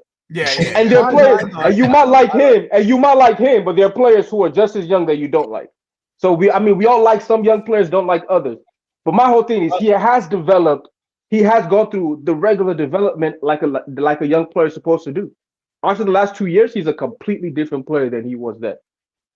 Like, not the same at all. He's still not good enough for Chelsea. Maybe not. I mean, Diego Moreira. Now that we have Quenda, yeah. He's not He's not. Maybe not, but I can tell you this. He's a wingback. He's going to be a solid European winger for a long time. He's going to end up playing on the wing. Yeah. Yeah, and that's like type of guy who's going to move to AC Milan, and You know what Moreira will be. I see it. Valentin Barco on the other end. Moreira will be perfect for Ruben Amorim. Dude, that kid, I love watching him play football, bro. I love watching Valentino Barco play football. Valentin Barco, yeah, fantastic. He is Joey. just fantastic. What are your thoughts on Omobamidele? Oh, he has the tools to be really good. I just don't know if he's mentally there yet. You think he's gonna be sold? I don't know. Like, I mean, he just got there. Yeah, he got there in January. Yeah, like he just got there. Like, I'm not. He has like the physical tools to be good, but mentally, I have no idea. I just haven't watched enough of him, to be honest. Either way, we safe in a long time. But Barco? You know what? I actually really like Barco. I know he's really short, but I love watching him play football, bro. Yeah. I just love watching. It's just can he be exploited? In the bigger leagues, and if he's playing like again, if he's playing for Chelsea, like will he get targeted? Right? Is it going to be Billy like Gilmore once upon a time in Alonso? midfield, no? It doesn't matter if he's small or not. Like Alonso was targeted too. Yeah, you know what I mean. Like that was just a weakness that we had. Even though he was great going forward, he was always targeted because he's super slow. Yeah, I just think he has that's one of the talent, things, bro. Yeah, I just think he has the talent.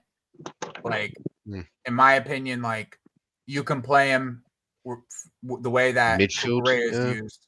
Like you can play him the way Cucurella is used, in any way outside of the center back per way. Oh, him inverting under us, quality. Man. You know what I'm saying? Like Daniel, you want to know an easy fix to our team this summer is bringing in Valentino. Like in January, you could bring in Valentino as much as it would kill Strasbourg. You can't. I know it would kill Strasbourg. By the way, like this is it's our team because then it'll kill them and kill us. You could allow Hato to play center back then. That's what I'm saying. No. You know what I'm saying? You could. So Hato would make that an easy fix though. Like that's an easy fix is what I'm saying. It's not because of Josh. It's still not. Because of Hato. I get it because of Josh. I'm not playing Josh and Hato together. I get it. That's what I'm saying. Your best option is developing Hato as a left back, in the role that we know he can play. So bringing Barco kind of kills him, right? And also kills Strasbourg. It just doesn't make, it's just not a good. It's just bad business. Just keep him at Strasbourg. Let him play Champions League next year, right? If they make which they will. They make Champions League. I'm not saying just let him stay there. Develop Hato. Like it's an easy fix technically. I'm saying it's not entirely a fix because you can't play Hato center back. Not while you're trying to develop Josh. Right. So it's like you still have the same problem. You just have one more talented guy who's now ahead of Hato. Right? You know what I'm saying? It just depends. You could rotate. Here's what I think, though. Joey. Your perfect scenario.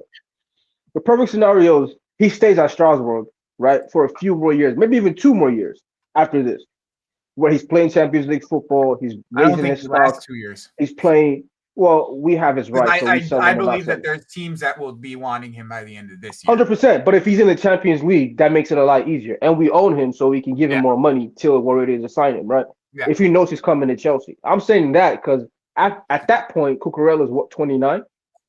With a lot of football under him, he's not going to stop playing till after this World Cup. He's probably going to break that. That'll be an easy, okay, now after this, we can bring you in. Cucurella's out. You can either start because you're so much better than Hato, or 2 to 3 more years. That's what I'm saying. He probably got 2 years of being top if he doesn't get injured, right? He might last for a long time if he doesn't get injured, but I'm talking about like super high level Cucurella.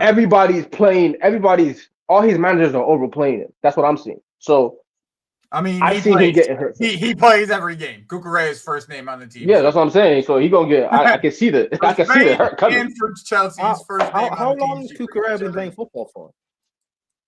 That's my boy, bro. I mean, he's been playing in Spain for Barcelona, La Masia. Like he's been playing a long time. He don't miss 17, 18, and probably around there. I wouldn't be surprised if Barcelona tried to come in for him, bro. I wouldn't. I mean, they did recall him back after his Betis. It was. Yeah. Don't they have I Balde? would not be surprised if they try to come back. I could see Atleti coming in for him long term. He'd be a fantastic player under Diego, even though I think Simeone's washed.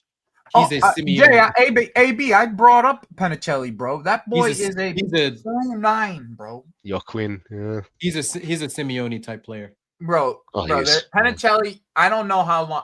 We might have screwed up with this whole Omega thing, bro. I'm not gonna lie. We might have screwed up. We should got Panicelli instead. Because yeah. I'm not saying that So you because want we to flip might him not and get. just bring that Because I brother don't in think anyway. we get Panicelli. Yeah, I was gonna say, bro. Louis, we can really bring them both if we wanted to. Nah, we won't. But like we won't get Panicelli, bro. Joey, Because I don't know. you rate if he stays Panicelli? longer than this year. The Joey, way do you rate he's playing Panicelli right now, higher I don't than know if he Gui? stays longer than this year. Do you rate him higher than Gui, Joey? Than Gui? Yeah. I mean, he's older than Gui by like 5 years, bro. Yeah. Oh, Yeah. Panicelli's old. Yeah, he's not. Yeah, from Chelsea. he's not old. He's But old. I mean, he's not old, Prime. He's 23. Hey, for this project, he has a year left, bro. Yo, what kind of world do we live in where Bro, Chelsea bro, board of directors have warped our minds so That's what I'm saying. You got one more year left to shelf life, bro. I in said blue he's coat terms, 22. Prime said, "Oh, he's old." Nah, bro, in blue coat terms, he's like. That's why I don't want to compare him to Gui. Man said he's Unc at 23. Huh? Yeah, bro. He's basically Cenac at this point. Nah, I don't want. Prime was like, he's got 3 years left, Nathan. I got a lot of faith in you, though. I got a lot of faith. No, we can't flip him, so I don't want him, bro. No. Play where you want. That's funny. That's funny. Did Strasbourg pay big money for him, or because he came from a small League He Two was side, in right? La Liga 2. La Liga 2, yeah. La Liga 2. So they couldn't have paid more than like I'm telling you, these scouts, they know what they're doing. 4 or 5 over there, million. bro. They know what they're doing. They're just get me a goddamn fucking profile, the right profiles, bro. Yeah. Fuck's sake, man. 16 million euros. Look at what 60 look million, what Bournemouth are capable of doing with the right profile player. Yeah. They always get the right profile. Bournemouth don't miss on profile. If you guys actually look at the way that they buy players, they literally do not miss on profile. They do not miss. I said they lost their entire back five and they're still calm. Yeah, that's what I'm saying. Because Lewis, they do not miss on profile. Like that is their most important thing that they look at. Where like Brighton, they look at like, oh, what's the talent level? And if their talent level's high and we can get them on a good deal, we'll bring them in. Bournemouth is, do you fit? Brentford's pretty good too, by the way. Brentford's pretty good about profile too. Yeah. The problem was like for us as a top club, it kind of has to be both. Yeah. Got to be the right talent level and the right profile. And I feel like a lot of times we either get the right talent level or we get like I just think like Garnacho is a miss on both sides. Yeah. The wrong talent level and the wrong profile. Okay, but a lot of times we do get the right. A lot of times we do get the right talent though. Chat right there. No, I get the profile in terms of like one that goes for a lot of shots. It's just he's garbage. Yeah, right. I think he's right profile, wrong talent. Yeah, like somebody that can play on the back shoulder. No, Garnacho. No, in my opinion, he's not. That's just they just thought he was a good deal. Yeah.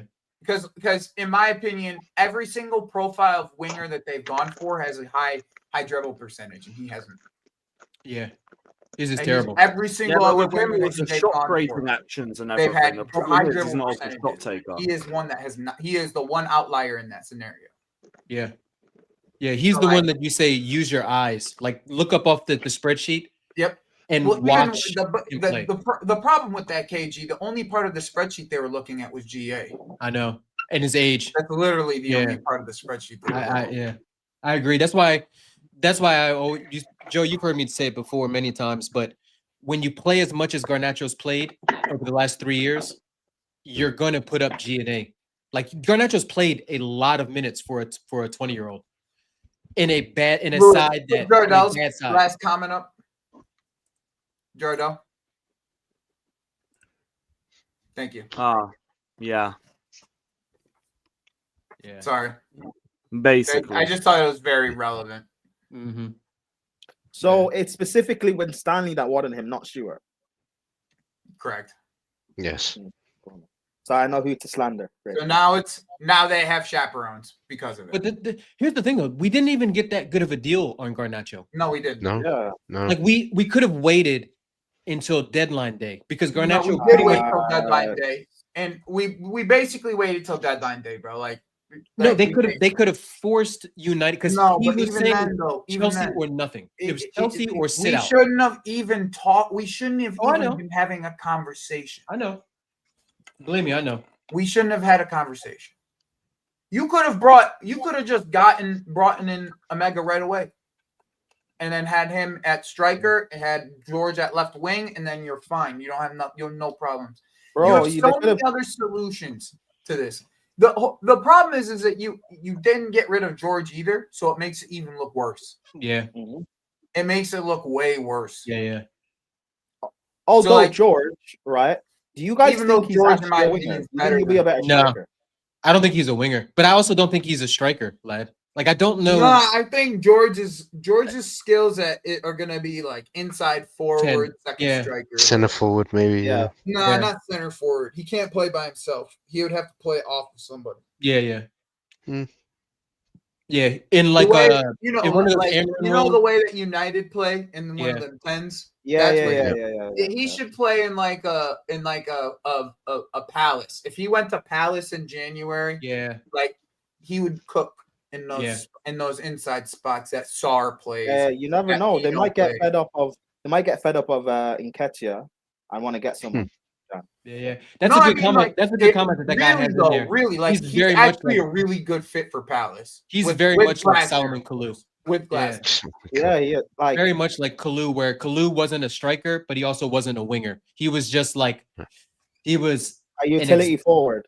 Yeah, exactly. Forward, bro. Like you could put him in any of those positions, and he would give you a 6 out of 10. Yeah. But he never. But I feel like he's young enough where he can develop and figure it out, right? I think we're having these if he questions got bigger, about, he might be a decent striker. Are you you're kind of asking these questions of like doing something like Rashford? No, I mean if he got more physical. Physical, yeah. He's just got got elite, like I won't say elite, but he's got great ball striking ability. Yeah. So you want him closer, like you want him getting on the end of chances. But his ball striking, even from distance, is top. He's good. I know, but you want him around the goal. You don't want him. Really, so my thing is like wherever he plays, right? I think he's probably going to end up being a winger. He's going to play the wing position differently than maybe he's trying to right now, where he goes and he tries to dribble 1v1 or dribble 2-3 guys. Now, although he was good. He was good versus Ajax on the right. Like I was surprised. Yeah, Ajax yeah. All right, big up, Joe. Big up, Joe. Yeah, Daniel. I think eventually he has to more so play with his movement, right, and then get to positions where he can strike the ball. Which, if he develops that, he's going to be a solid play for like a long time. So bro, this is the more I've seen how he finishes, the more I'm like, this isn't a different talent level to a guy like Gittens, right? Bro, this is why I look at it with is like the Garnacho thing is such a fuck up because another year of George and we can sell him for 40, maybe 50. Yeah, easy. Yeah. I think so. With game time, yeah. He's got the physicality. He's got the ball striking like we talked about. He's homegrown English, and he's still very young. That a manager that could see him, like a good manager, could be him and see like, you know what, I'm gonna develop him into a striker. I'm gonna develop him into like a winger. Like even though that might not happen ultimately in terms of what he develops into, what position, but a manager could see the talent he has and say, you know what, I feel like I can mold that player into the kind of profile I want him to be. Yeah. Oh, hold that thought because Fulham obviously put a bid in, right? He should have realistically gone, but someone fucked up the deal and screwed it up. But what's to say that they won't go in for him in January look where again? they're playing. What's his name? Is it King at Fulham behind the striker? Yeah. That job and they that they spent money on a guy 2 prime from Shakhtar, Kevin. Oh, Kevin, as well. Yeah, he was cold when he came on versus bro. Arsenal. I just look at he's a good guy, and I just look at what Fulham have in like the creative areas. Yeah, he could have fed off there, bro. Yeah, much better than bum ass Harry Wilson. Oh, no, he would have played a lot. Yeah. They weren't spending 30 million on him not to play. You know what I'm saying? Like, yeah. I actually felt bad for whatever it George. was. When that deal fell through, I actually felt bad for George. Like I You wanted know, him. it's still good because he's still doing well when he does play, right? He's still getting GA here and there. He's doing well for the under 21s. He's like the under 21 starting striker. So he's taking his chances. He's not like when George first broke through last year. I didn't rate him because he wasn't doing enough as a forward to like take. For me, as a winger, if you're a winger, you need to like be willing to take risk and try things. And he wasn't doing that the first half. No, he was. He was just. It just wasn't good, bro. Like I'm not even gonna say he wasn't trying to take guys on. That shit was just ass, bro. Like sometimes shit is just ass. I don't think he was. I'll be real. Conference League, I don't think he was doing enough in the half of the season. But in the second half of the season for him, something clicked, and yeah, since this season now, he's looked good when he had his chances, bro. He does a lot of. You know what it is, Prime? Yeah. He does a lot of first time finishes now. Yeah. Right. Yeah. When you think about how he's more confident. Like, he's more confident, and sometimes that's the one attribute that you saw with him, even when he was a youth. Is when you watch his comps, is he shooting from 30 yards, left, right, left foot, right foot, and he's banging it in with a lot of pace. Right? He's getting confidence now. But he's doing that off instinct. He's not like planning that. Once he gets older and more experienced, he'll start realizing what he can actually do. Yeah, but that's what to me. That I think that's better for a young player, right? This is why I even look at him a little more favorable now. Because last season, y'all know I didn't give a fuck, but now I'm like looking at him. I'm looking at Gittens, right? Because they both play for the under 21. And the one thing about him is his confidence is not shaken now more so than when he first got in, right? George is now playing with even when he misses a big, like as he missed a big chance for the under 21s, like a big chance where he tried to chip it. It was horrible. And then he turns around and bangs it in after the 1-2 Gittens off a more difficult chance. So his confidence doesn't really waver. Where did he play in that? Where did George play in that game? Did he play as a striker? Striker, yeah. Yeah, he played 9. Yeah. Which game? The under 21. Oh yeah. Bro, that bro, that was good from Gittens what he did there for that goal. It's very His link up play. His link up play that game, and then the last couple of appearances with us have been a lot better. A lot better. He did seem lost when we played him in the middle against Benfica, though. Yeah. A little bit. He just seems like he's better on the wings. Like he seems so comfortable on Wednesday. Yeah, because he's a winger. Yeah, naturally, yeah. Did you say we played Gittens in the middle against Benfica? No. George. Oh, George. That's what I'm saying. George is a wing. He's just not a. He's a winger. He just has to play on the wing more so with his movement. Bro, he's a winger. Like you see it with the I'm crosses. saying. I was saying like you can. He has one attribute now that I feel like is an elite attribute. He can fucking finish. He can strike the ball. Shoot, yeah. And I think that's like something you have to. Whoever signs him is going to develop and be useful for them. His problem though is that he has good ball striking, but he doesn't have striker instincts. Like he's got positioning and all that. I agree with what you said, Daniel, about like he's a very good first time finisher, but he's not. His box movement is terrible. His link up play is terrible. That's not a shame against him. Because with George, it's unfortunate because for he's him not a striker. Yeah. If George broke through like 5 years ago when everyone was still using inside forwards, people would look at him and rate him a lot higher. He's not an inside forward either. I think he is. I don't think he's a touchline winger. No, but he's a winger. He's not his ability to he's not a touchline winger, but he is a winger. Hey, let's go. Outside of his ability to finish, he has no other ability that would translate to playing as an inside forward. Outside of his ability to finish, but he's not good. He's not good in the pockets. He's not good when he comes inside. Really, like he's way better when he's got space outside. What type of? He's not a touchline winger. I think he can be. He can't dribble. I think most of the time we see him on the left, but I've seen him plenty of times on the right. When he came on against Brighton last season, when every other winger outside of Maresca before he got injured was stinking the pitch up, he came on the right hand side and gave Lamptey more issues than any other winger would have played that evening.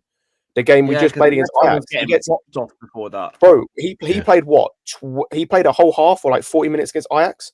Bro put in like 4 perfect crosses from the right hand side. Yeah, we talked. But before you joined, we talked about that, Scott. Like he was good on the right. Yeah, like as a we winger. just play him when he was coming on the wing. He was going on the left all the time. Yeah. So all he was doing was cutting inside. So he was like, oh, he can't be a touchline winger. Don't Yeah, play him on the he right. got some good. So you think? I know Gittens got a lot of credit for sending in crosses. Yeah, if you're you could play him as a touchline winger on the right hand side. You can't play him on the left hand side because he just wants to come inside all the time. It's the same issue with Madueke, just on the other side. So he just wants to come inside naturally when he's on the other side.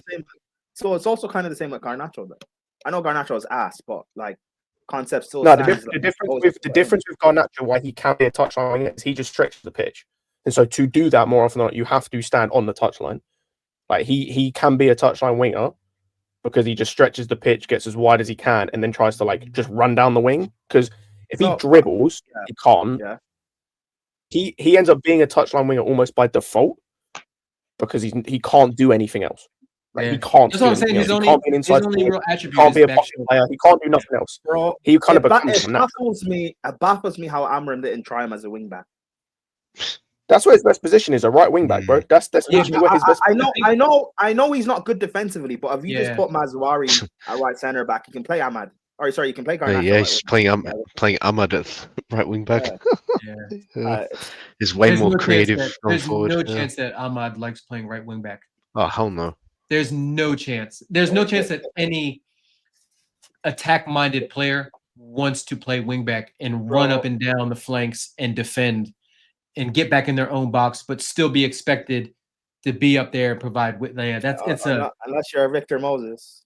Yeah, I was surprised when I saw Moses do it for Conte. Hey, that's what us Nigerians. Victor Moses was also fighting for his position at Chelsea, his paycheck at Chelsea. Like he was, I think, this close. Like we loaned him to Liverpool. We loaned him back to Wigan. We loaned him all over the place before he finally got like a decent run out. But you know what? Shout out to Victor Moses though. Title winning right wing back. I also think some of it with the Moses thing, and I think this is where the Garnacho thing could work, is because like to a degree, part of just being a wing back is just having an engine and being able to cover a large amount of ground, like up and down the wing. So like Moses could do that. He was never the most technically gifted, but he could cover ground. He was a great athlete. Good athlete. Yeah, he was an athlete. He could get up and back. So like even if he was kind of average defensively, it didn't matter because like he could recover. And then you also had Aspi out there as well, who was just elite as a defender. So it's like it didn't matter. And it's similar. It's like obviously Garnacho is much worse, but it's like he can at least cover ground. So it's like do the same job, just run in it. Just like literally go to him, just run. Yeah, just run. Run, fat boy, run. Legit, just run. Yeah, but he's not even a willing runner though. That's like he's not. Like he's not a good defender. Like not only is he bad positionally and he's bad with concentration, he's also not a good tackler. Like he can't dispossess anybody. Like if anybody if you're the winger and he's the wing back that you're facing, you are looking at him like I'm gonna fucking eat today. I'm gonna eat. Yeah, and with him, you don't even have to eat by trying to beat him 1v1. Just run around him. He's not gonna track you.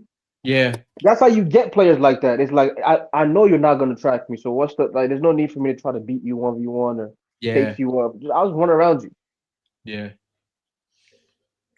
Yeah. I don't know. I mean, I don't know what we do with that kid.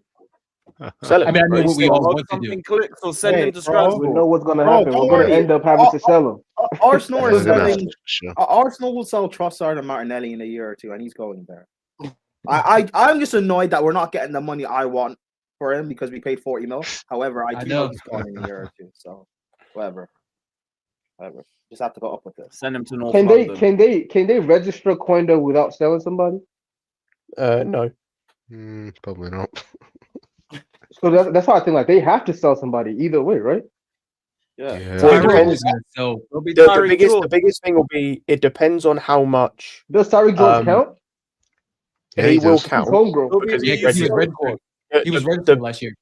Yeah, he'll count because he's registered. The biggest thing is it depends on like it depends on if we have a buffer already or if like we've immediately got to sell. Like we can't do any new signings if that makes sense or register anyone. I don't know that. I don't know if we'll have a buffer, but yeah, like. The thing with the Tyreek George thing is, if we don't have a buffer, his fee won't even cover the Quenda fee. because you ain't selling him for more than you were going to sell him for in last summer. When does Quintus fee hit the books though? Did it hit it last year or does it hit it this year? Next No, year? it hits.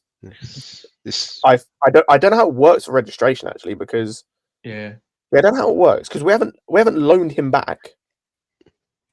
So I he's think kind of it's like when he's kind of like Satpayev, where It's when he signs. It's like a it's pre-agreement. when he signs. Surely I when he think. signs, yeah. Because if it was a loan, it would be when we bought him, but it's not a Right. loan. It's like a pre-agreement or whatever. It's a similar thing with Omega. I think Omega's is next summer. Yeah, I think that's why we signed him after after the window closes, because it counts for next summer. I think it's the same with Quenda. I think it counts next summer, which if it does, it was what 40 million. Yeah, it was 40 up front. So George's fee, we were going to sell him for 22. It wouldn't even cover it. You'd have to sell Garnacho or Gittens to cover Quenda, or sell Neto. But unless you're getting 40 million, we're for definitely Neto, going to sell one of the center backs. One of the center backs is gone. that Definitely. too. But then don't forget, we'd have to potentially buy Yeah, another. but it has to be centre-back. one of the center backs who played, right? And you have to buy another Yeah. center back to replace. So it's basically like whoever played in the Champions League this year, that's who you can sell. That is, Yeah, that is it's gonna count. either going to be Trev, Tosin. I don't think Fofana is movable because of injuries and wages. Yeah, Nah, wages. Fofana is movable, man. Go to Marseille, man. Leave my club. Nah, he's not gonna want to. That's like We've been talking about it. Yeah, but everybody talks about it. Yeah, I want to go back and play for my Go back. Let's give him a chance to. until you see your bank, until you see what your payslip's going to be, and that shit says you're taking a 50% pay cut. Here's the thing though. They'll give him closer to, because he's making 200K right now, right? Yeah. They'll give him 150K because that's what they're giving Greenwood and these guys. They'll give him the money. They're just not gonna pay us anything more than like 25K. That's why I think the stumbling 25 block. mil. I only think that's stumbling block is very going to be the fee they pay. I don't think there'll be an issue with him going, with the club wanting to sell him, with any of that. I think the biggest thing will be they're not gonna give us anything for him. Like, oh yeah, here's 25 million or 30 million euros, and you can sell it, something like that. I'd take that. No, I'll take it, but I don't know if the club is gonna take it. I know Lewis likes it. I think he's fine I think he's generally fine when he plays. I can't trust him. Yep. Consistency is a big part, man. These guys are not consistent. I hold the same energy for Lavia. If Lavia doesn't stay fit to me this year, you're some next season. Yeah. Gone. Hey, and I love Lavia. I think he's a fantastic player. Huh? Adam Morton, Yeah, I mean, no, he's also injury prone. See, the problem with Lavia, why I'm not yet willing to do that. He's only 20. Yeah, but at some point you've got to. We paid 60 million for him. Yeah, now we fucked it up. We're not gonna get 60 million back. Right, what I would hate to do is once he gets out of it, once he gets out of his injury phase, because for some young players they don't get out of it, right? Some young players do. If he's one of the ones that he does get out of it, but how long? You've dealt with his injury prone years for 2-3 years, and now someone else signs him and he's playing 30 games. I don't. Right, but how long? But Daniel, how long are you going to wait around for a guy when we've got other guys around him that are maybe not as talented? Like I wouldn't say. The problem is that you don't. I wouldn't say Sugo is as talented as Lavia. I would say Lavia's by far our third most talented central midfielder. But I'm just saying, at what point is it like, dude, we need you to stay healthy. Like we can't have you play. Honestly, that point was last 10 season. games are at a high level, but I can't have you play 10 that games point a was year. last season. We didn't have the depth then. Now we have the depth. Yeah. Mm-hmm. So also, now like I agree. Part of it is as well of like Santos, at least currently. I don't know if the future isn't seen as that profile, and I don't think I want him to be in terms of the deepest guy in the midfield. So the only other guy you can sign is Asugo, and Asugo, talent-wise, is nowhere close and is already injured anyway. So yeah, I kind of hear it. Unless you're going to replace him with an Adam Wharton or that level player, yeah, like there's no point. That's what I'm saying. There's no point. Just keep him and play guys to me. Like keep him in that role and play other guys. If you need guys in center mid, like what's his name, Rakasaki and Joe Walsh or whatever, and develop them. And then sell them, and maybe you can sign kind of an experienced guy who can come in and play that role while he's still. But I wouldn't sell him, right? The same thing I said about Reece for a long time. I'm never selling Reece. We just fucked up that we spent so much money on Lavia in comparison to Reece, who was free. But talent wise and not having an adequate replacement for him, I'm not selling him. But here's my counter to that, Daniel, and I don't disagree with you. And believe me, there's nothing more than I would love. Like if Lavia is our third midfielder and he can stay healthy, that is the best third midfielder in the league. Like I don't care what anybody says. Better than who's Arsenal's third midfielder? Better than City's third midfielder? Definitely better than Curtis Jones and those guys. But it's more than that. He has the potential as a young player to one day be the best DN in the world. Like he has that level of potential as a DN, right? I don't know about that. I can't say he has. But who has more though? Who has more that you've seen? Caicedo. Like I can't. So another player that we have. So who I've been talking about that you're going to replace him with is what I'm saying. Who are you going to replace him with that has more potential than this kid playing DN? My problem isn't his potential. My problem is his availability. I hear that. But what I'm saying is, if you're not going to be able to sign somebody, like availability isn't just that. Like you have to sign somebody who's also like talented to the level to play at Chelsea, right? But what I'm saying, Daniel, is I don't care. So that's what he said. Unless it's Adam Wharton, who's also injury prone. Unless it's him, who you go? I look, and I don't think we're gonna get Wharton because I'm not even signing Wharton. I don't. Yeah, I think he'd choose somewhere where he's guaranteed to be the starter, and he's not guaranteed to be the starter here, in my opinion. But what all I'm saying is with Lavia, at some point, there we go. All I'm saying is that at some point, we need to get more than 10 to 15 games out of him a season in all comps. Like at some point, his talent we have to say, you know what? We know you're talented, but we can't. We just need somebody. I will say this, yeah. Lavia's just played 3 games in a row. I know. Knock on wood, Brian. Knock on wood.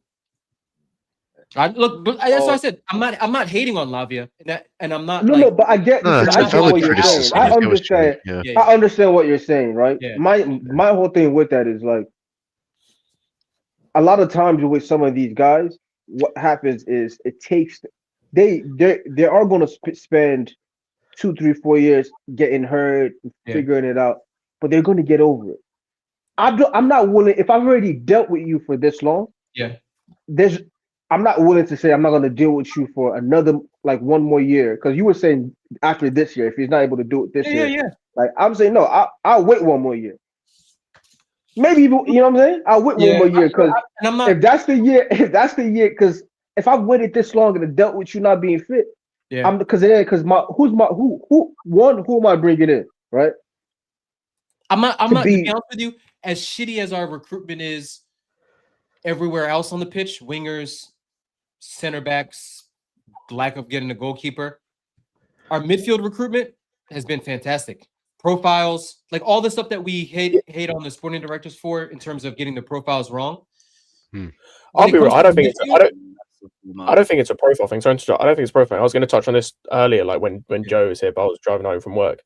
Our issue is when it comes to this team, it's not profiles. These sporting directors consistently, for the most part, sign the right profiles. It's a talent thing. Like Gittens is the right profile. He's just not good enough right now. Madueke was the right profile. He was just not good enough.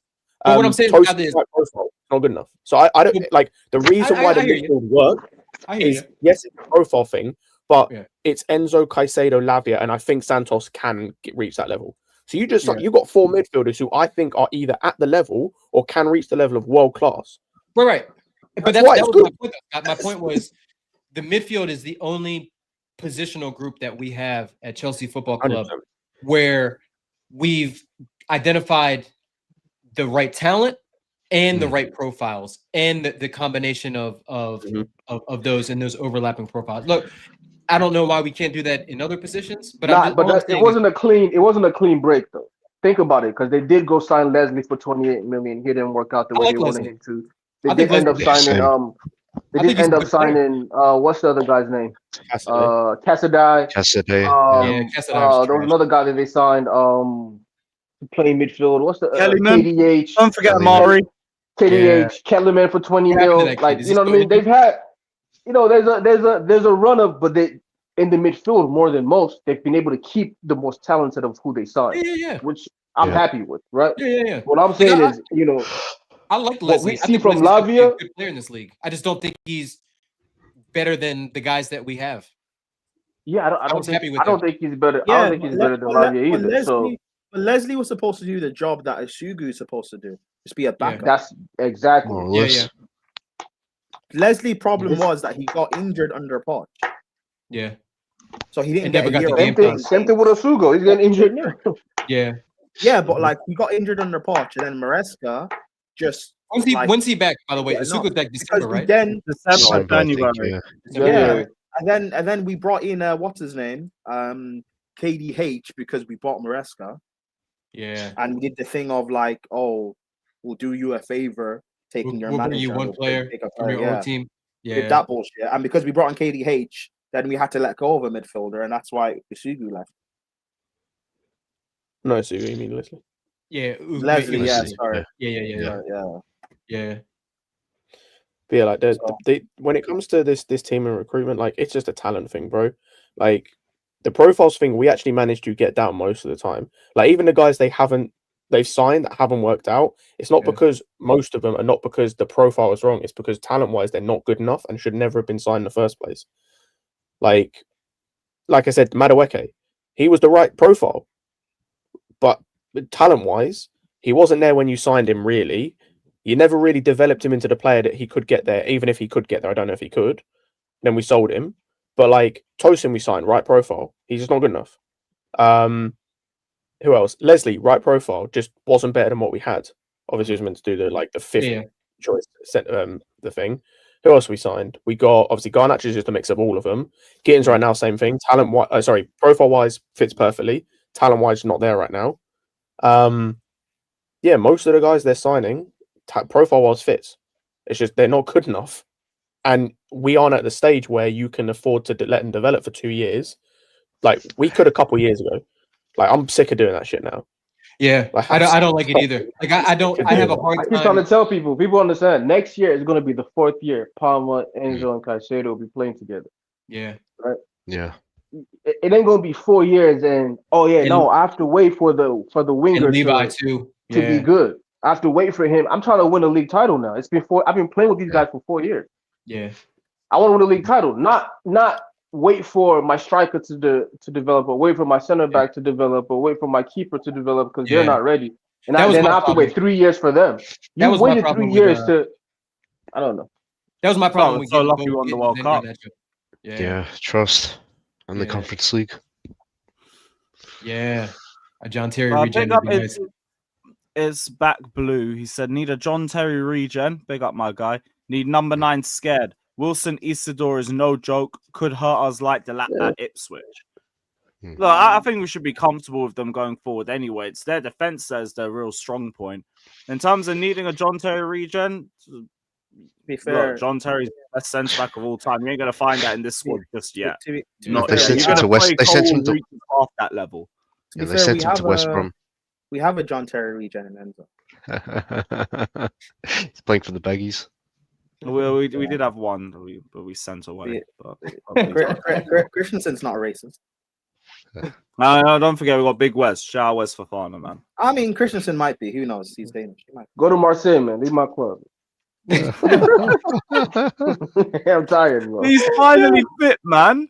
I'm tired of it. Daniel's trying to shoot off to Marseille with like a 75% wage cut too.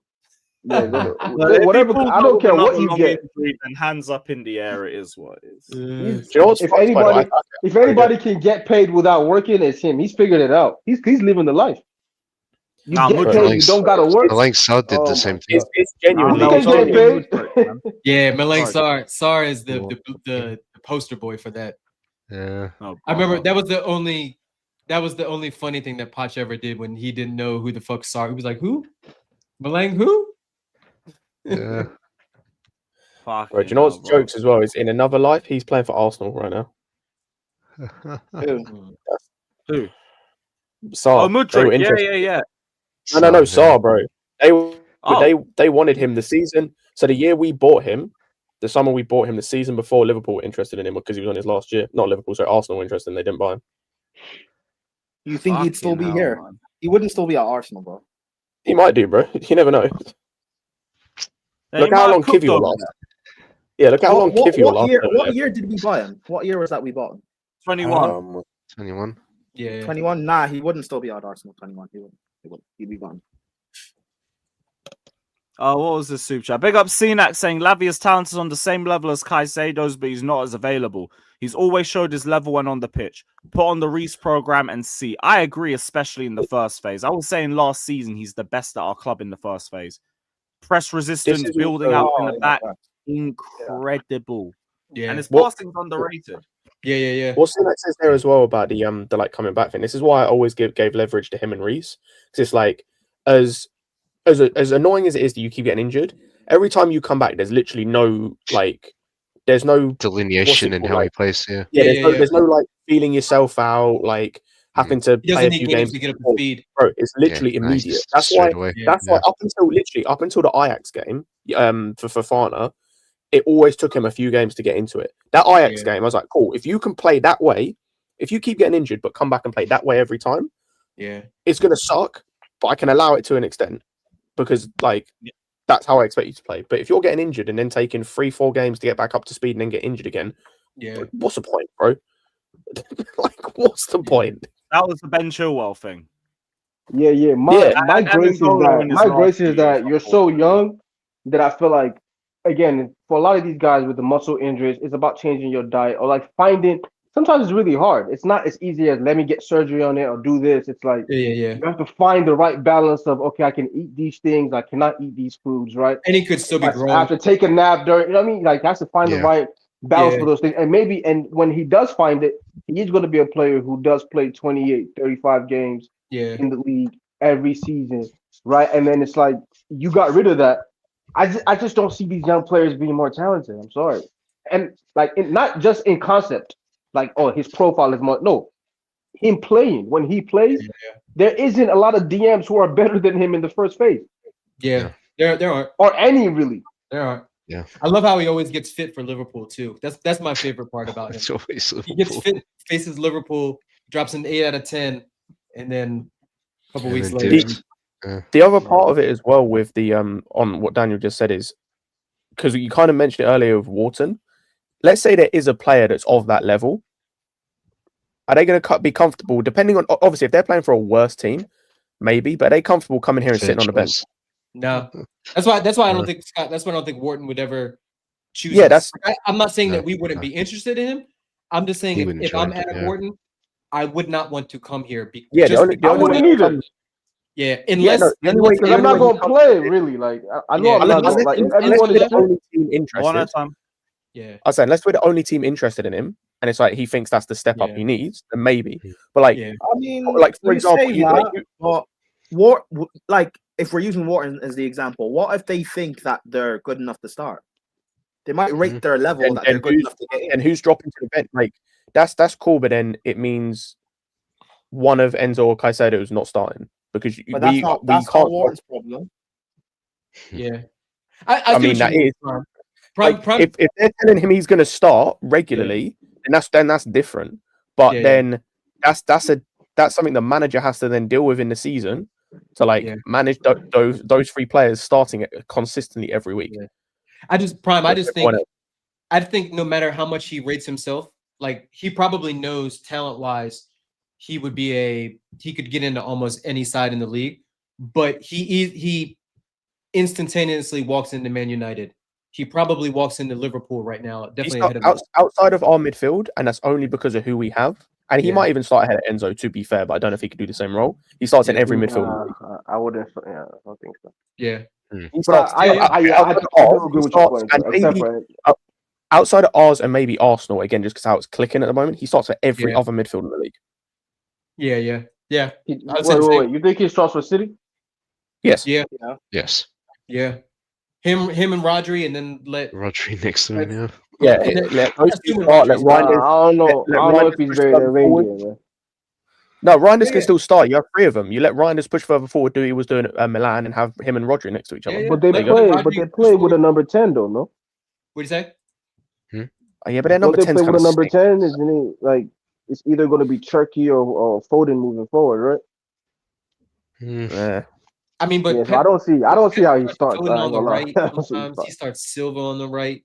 Like he But at some point, Silva's going to be gone. Pep clearly hasn't found his wingers yet because he just doesn't like these guys. Doku starting off the left and off the right. Right now, he would probably really like Oscar Boss to start off the right. Yeah, that's probably his best right winger, I guess. You know what I mean? Yeah. Bernardo Silva's pretty old. He's Yeah, I'm saying Silva's going to be gone soon. Kovacic is going to be gone soon. Nico Gonzalez ain't it. Big up Yassa. So I guess he's also on the side, to be fair. No, I agree. I do think he starts for. I do think he starts for United. I do think he starts. I think he could start for Arsenal, because I mean, a lot of the times Zubimendi's good. He might be better than me. I think he's better than me. I think he's better than Zubimendi. Better passer. I don't think so. I think Zubi's better right now. Right now, in this Arsenal side, like to me, Zubimendi's by far their best midfielder. I think this is going to sound crazy, but I think Adam Morton is a better footballer and a better player than Declan Rice. But I don't see any world in which they drop Declan Rice. Yeah, I don't think so. Yeah, that's the same. Yeah, Tuchel's not dropping Rice. I disagree. I don't think he's better than I don't think Morton can do what Rice is doing for Arsenal. Yeah, he won't cover the ground. I agree with that. He won't cover the ground that Rice does. But if you play Zubi as the 6 because that's where Zubi's the best at, and you play Rice as an 8, I'd rather have Wharton as an 8 than Rice as an 8. Yeah, but Zubi, you know what? At least to me, watching them, the reason why Zubi looks so comfortable and so good coming in is because all that he doesn't even have to move from his little 12 square inch box when he's playing, right? Yeah. And when he does move out of there and goes forward, like you've seen him in the box a lot, going forward, it's because Rice has a crazy engine. Like he's going to be everywhere. He's got the best back 4 or back 5 behind him. So he also knows the back 4 has been interchanging and mixing and matching, and some of it is kind of weak. But they're all good though, Daniel. Like they're any 4 of their but the consistency of your midfield is what makes it. You know what I'm saying? Any of those 4 do start, but you've had times where they've brought in the Mosquera guy, right? He's come in and he's been playing, and they've looked the same with him or Saliba. And I know he's not the same level as Saliba. Which means it's the structure of the midfield. That was my point. My point was they're also playing a part into that. Their structure behind Zubimendi is elite. Like it is set up. No. What I'm saying is this: it's a dual thing, right? It's just like when we had our back line, right? Where for like 4 or 5 years, we didn't lose at home. We were conceding less than fucking 25 goals every fucking season. Yeah, shit like that is. It's not just the back line that's super strong. It's the midfield that's super strong. Yeah. Defensively super strong. I saw Zubi play 4 or 5 times last year, mostly in the Europa League when they played Spurs and they played United, and I didn't think he was very good. I thought both of those midfields bopped them off the park. But I was completely surprised by how well Zubi slotted into Arsenal. No. It makes sense because when Arsenal has they looked their best when Georgie was playing that role. Yep. Yeah. And the first year when what's his name was injured. Last year when they had Rice and Partey in there, it looked weird. It wasn't cool. No, but here's the crazy thing, and I know we talked about Rice versus Caicedo earlier, but even last year, Rice wasn't their best midfielder. Partey was by far their best midfielder last year. No, he wasn't. For Arsenal? No, he wasn't. I'm sorry. Partey was by far their best. Every time they played him right back, they were losing games. Yeah, you will tell you, Daniel. Arsenal fans will tell you, Rice. Look, and I'm not shitting on Rice because I think he's a good player, but those free kicks versus Real Madrid, trick people into thinking that Rice had a phenomenal season last year. He was good, but he was not. Partey was better than him last year, and Zubimendi has started better than him this year. Again, that's like saying if Zubimendi is playing at an elite level, Rice is playing at a really, really good level. So it's not a slander on Rice by any means. It's just sometimes. Yeah, I think we just see it. No. I mean that's fair. We just see it a little differently, right? Because I think his presence in there is what allows those guys to look as good as they do. He covers ground. He's the only one who's not missing. If he goes missing, and it's Zubi. What's the other guy's name? And it's Zubi Moreno. No, Yeah. Daniel's Zubi right. Moreno. Arsenal don't look as good. It is going to break down. It's not going to work. I think Declan Rice by himself, he's not going to look good, or the midfield is not going to look good if it's just him and some other box guy in there. Like he needs a Zubimendi. He needs one of those guys or Georgie in there. But like, this is much. I don't think they do. Because everyone will say about Rice and speak on how like he always needs a partner who can play on the ball. But every partner who plays on the ball, they also need a partner who's going to win the ball for them. Calvin Phillips, he's not that good when he doesn't have the ball. No. But see, I also think Zubimendi adapting as quick to the Prem, because I think he's a good player, but I didn't think he'd adapt this quickly. So part of his adaptation is down to having someone like Rice with him. And I think with Arsenal, they'd be even better if they had Wharton instead of Zubimendi. Wharton is just that level better than Zubimendi. On the ball, yeah. That's tough. Yeah. The problem with Zubimendi is off the ball, like so far, he sometimes get caught out of position a couple of times. You get it? Yeah. And his recovery isn't the greatest. Like, he's not a great athlete.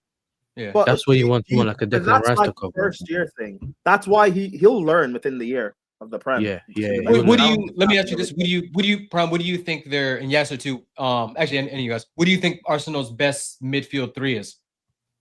Eze, Rice, and Zubimendi, Rice. Yeah, what you said. Yeah, and then Odegaard or Eze.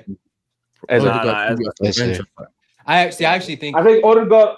Listen, Odegaard. That's a Malaga type player right there. It's time to go. If I was there, actually, send that type of nigga to Malaga, sign somebody else, and have Eze be your number 10. See, I like it when they have Odegaard. What I want to see. I won't be as brave enough to do it, but what I'd like to see is Zubimendi in the 6 and have Odegaard and Eze be 2 He's played that. He played that. I want to try that. Exactly. No, I know it's only one. I want to see Odegaard. But Odegaard got hurt, so they had to take him off. But yeah. That's why I said. I don't know how well that would work, but I think it's an interesting experiment. But see, I think if you've got Saliba, Gabriel, Calafiori, Timber behind you, I think 90% of the teams in this league, I think you don't want to play that versus Chelsea. I think you probably don't want to play that versus City, but I think you can play that versus Liverpool. I think you can play that versus Spurs. I think you can play that versus any other team in this league, and you'll be more than fine. Because to be honest with you, I don't think Odegaard's a 10. I think he's more of an 8. Yeah. Get out of here. But you know what it is with Odegaard? He's used to playing with a striker like Haaland. Give him the Isaac. Yeah, you know what it is though. You see, like Odegaard, the only thing that I can give him, he's used to playing with a striker like Haaland who runs in behind. So maybe he can actually find the occurrence more than the others, where the others usually don't. Does that make sense? That he can do that. Whereas with Eze, I'm not sure yet about his like final third passing kind of thing. Not really. Do you get it? I'm not saying he's not good. I think he's a very good player, and I just haven't seen it yet in Arsenal. But I think. But even Eze Yasser is a very purple patch player, right? Like he's never put together a consistent season in the league. It's been good run of games. And sometimes in last year, that good run of games was like 10, 15 games. So I'm not saying he's a bad player either. Credit to him, but he's Eze's never, in my opinion, Eze's never had a season like Odegaard did in 22-23 when he had 15 goals and 10 assists in the league, something like that. Yeah, but I don't know. I would like to see him be a little bit more. If I was Arsenal, I would want to be a little bit more on the front foot with a proactive kind of midfield. And you could put Rice or Zubi as the 6 and have Odegaard and Eze around him, or even Nwaneri in the 10. Yeah. But that's Arsenal's problem. Let those folks not as brave, so pissing in the chat. Where is that Arsenal game? Is that at home or is that the Emirates? It's at home, Sunday 2 p.m. Early kickoff on the Sunday. So we got Sunderland tomorrow, right? And then we got Wolves. What day is Wolves? Is Wolves Tuesday or Wednesday? Wednesday, and then Spurs away to Spurs Sunday. No, Saturday. And then Saturday. Oh, we play Wednesday, Saturday. Okay. Yeah, we literally we play. Yeah, but we're gonna fully rotate for that cup game. It's Spurs next week, yeah. Yeah. Hey, listen, bloodbath. Let's go, man.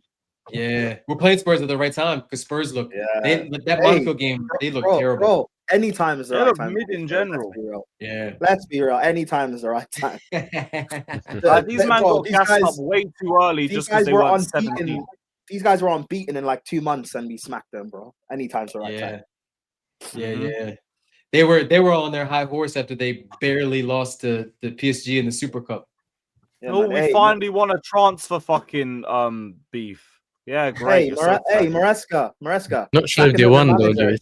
You know what I'm saying? It doesn't look like they're winning right now. Don't pretend like they won. Hey, Maresca, next week, sack another manager, bro. Sack him.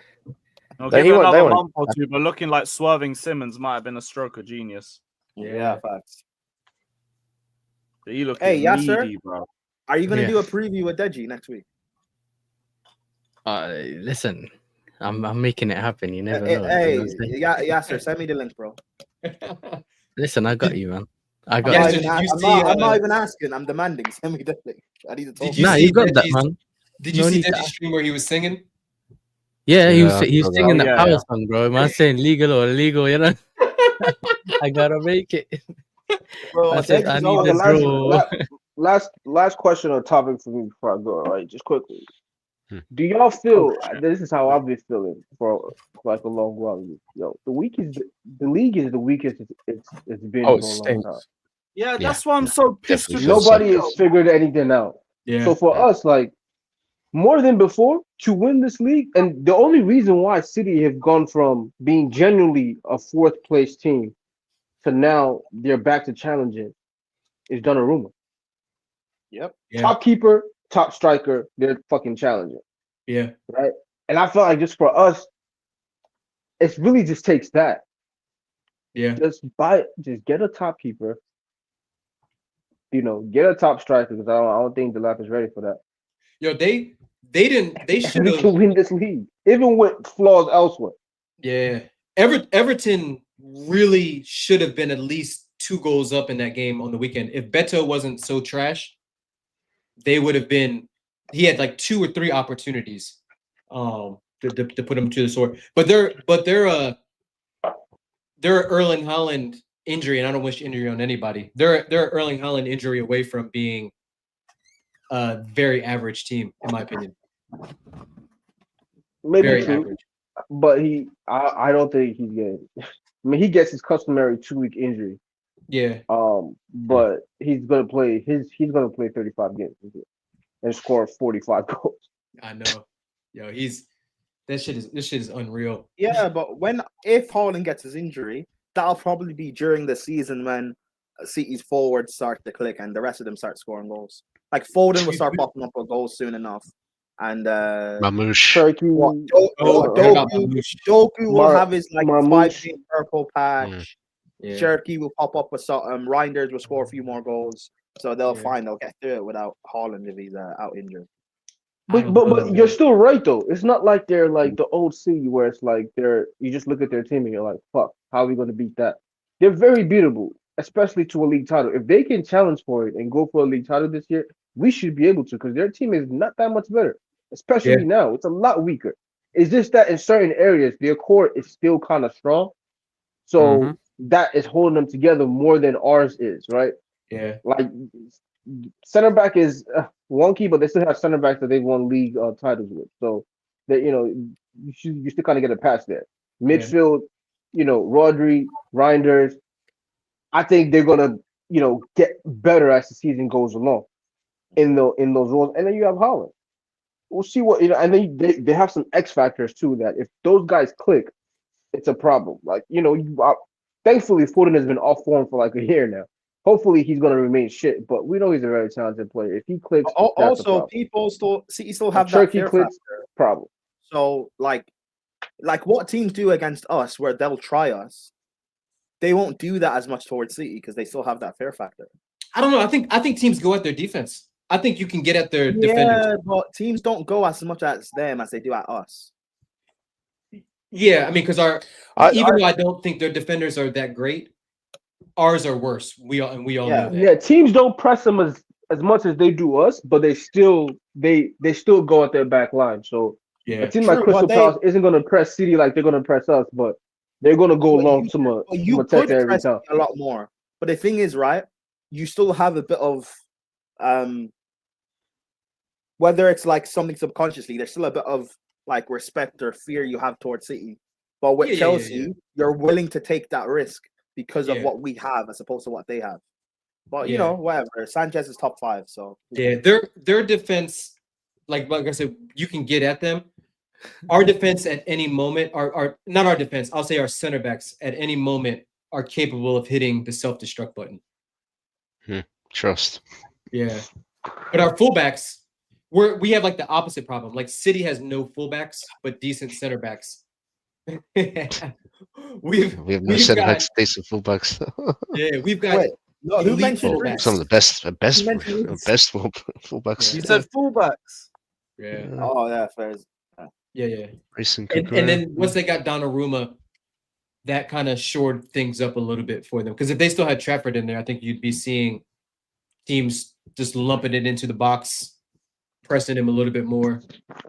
But you're right though. Like, get back to your original point, Daniel, and I think Lewis, you said too.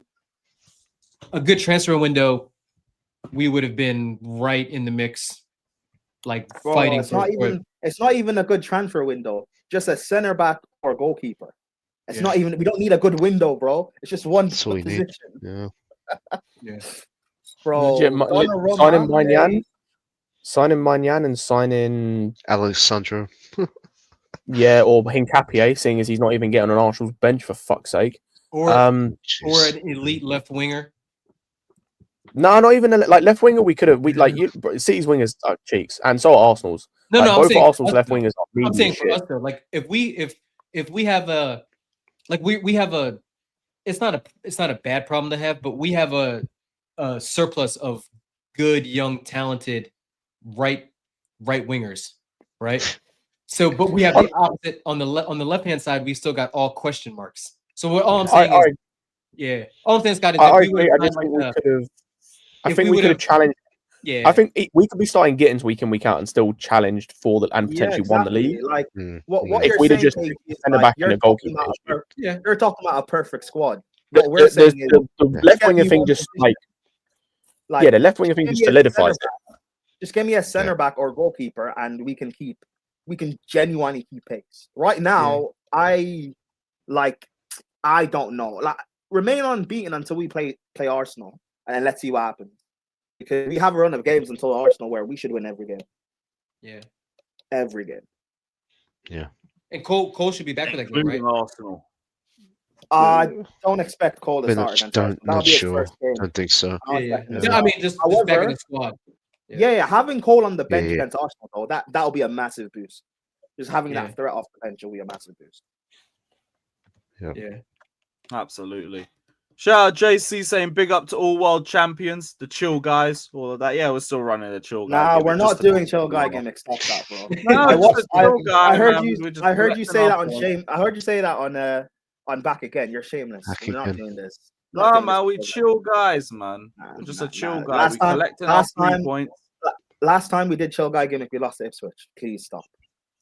Chill guys, man. We're gonna lose the Leeds now. Watch. We're gonna lose the Leeds or something. Well, be relaxed, be calm, and just vibe, man. Prime, we'll blame you for that. We'll blame you for that, Prime. No. I'll blame Lewis. If we fall off, I'm blaming Lewis, guys. Nah, we all. Prime snitched real quick, Yasser. Like Gilbert Arenas yesterday. That's how fast he snitched. I see Yasser's got it as well, man. Let's go. Yeah, all right. Chill guys, man. As well. I want to blame Yasser as well. All right, cool. I'm making it chill world champions. Like Sam said, I'm making a list, guys. Making a list. Oh yeah, listen. Prime. Oh brother. Yeah, shout out the chill guy. Let me get this camera back up. Let's go. All right, cool. Oh, So Chelsea sleeve sponsorship with Vietnamese technology company FBT is worth 17 to 18 million for the rest of the season. One of the best shirt deals in the league, or sleeve deals in the league. Calm. I also heard that we're going to have we should likely have an announcement on the front of shirt sponsor at least by the end of the international break. At the least. But there's a chance we might hear it before. So we might finally be on the final stretch. Who's going to be their sponsor? I heard people say. Well, right now they got advanced talks with Red Bull and Oracle. Oracle. But it could be a joint thing. It could be, it could be a joint thing. It could be a mixed thing. To clarify, it's the Red Bull racing team one, not the energy drink. Yeah, because I think the racing team is the one that's already been sponsored by Oracle. I think, from what I remember. Yeah, they are. Hella confusing. So the race cars, they usually have Oracle and Red Bull on it. Well, yeah. So Red Bull is the owner of the cars, and then Oracle, the team that sponsor the cars. Yeah. That's too much. That's too much. So it'd either be that or something like. It can't be that one. The Oracle. It can't be the top left one. Yeah, because that's you know what I'm saying. We say yes. Listen, I don't, I'm looking at maybe the Qatar Airways one looks nice. Maybe yeah, Qatar looks nice. I like the Oracle one. I mean, the Lenovo is not bad either. The Red Bull logo. It's just the Lenovo thing reminds me of the free laptops you get from work. Wait, so you're saying the one with the little red dot, the little red mouse thing in the middle of the keyboard. Every Chelsea fan gets a laptop. What'd you say? Every Chelsea fan gets a free laptop. Okay, then I'm with it. Do you know what I'm saying? There's a benefit. Yeah, man. If you're proper Chelsea, get a laptop. Proper Chelsea. No, jeez. We're definitely not getting one. Yeah, definitely not. We'll know in the next 2 or 3 weeks. All I know is I think they've said it should come to a conclusion within the next 2-3 weeks. Yeah.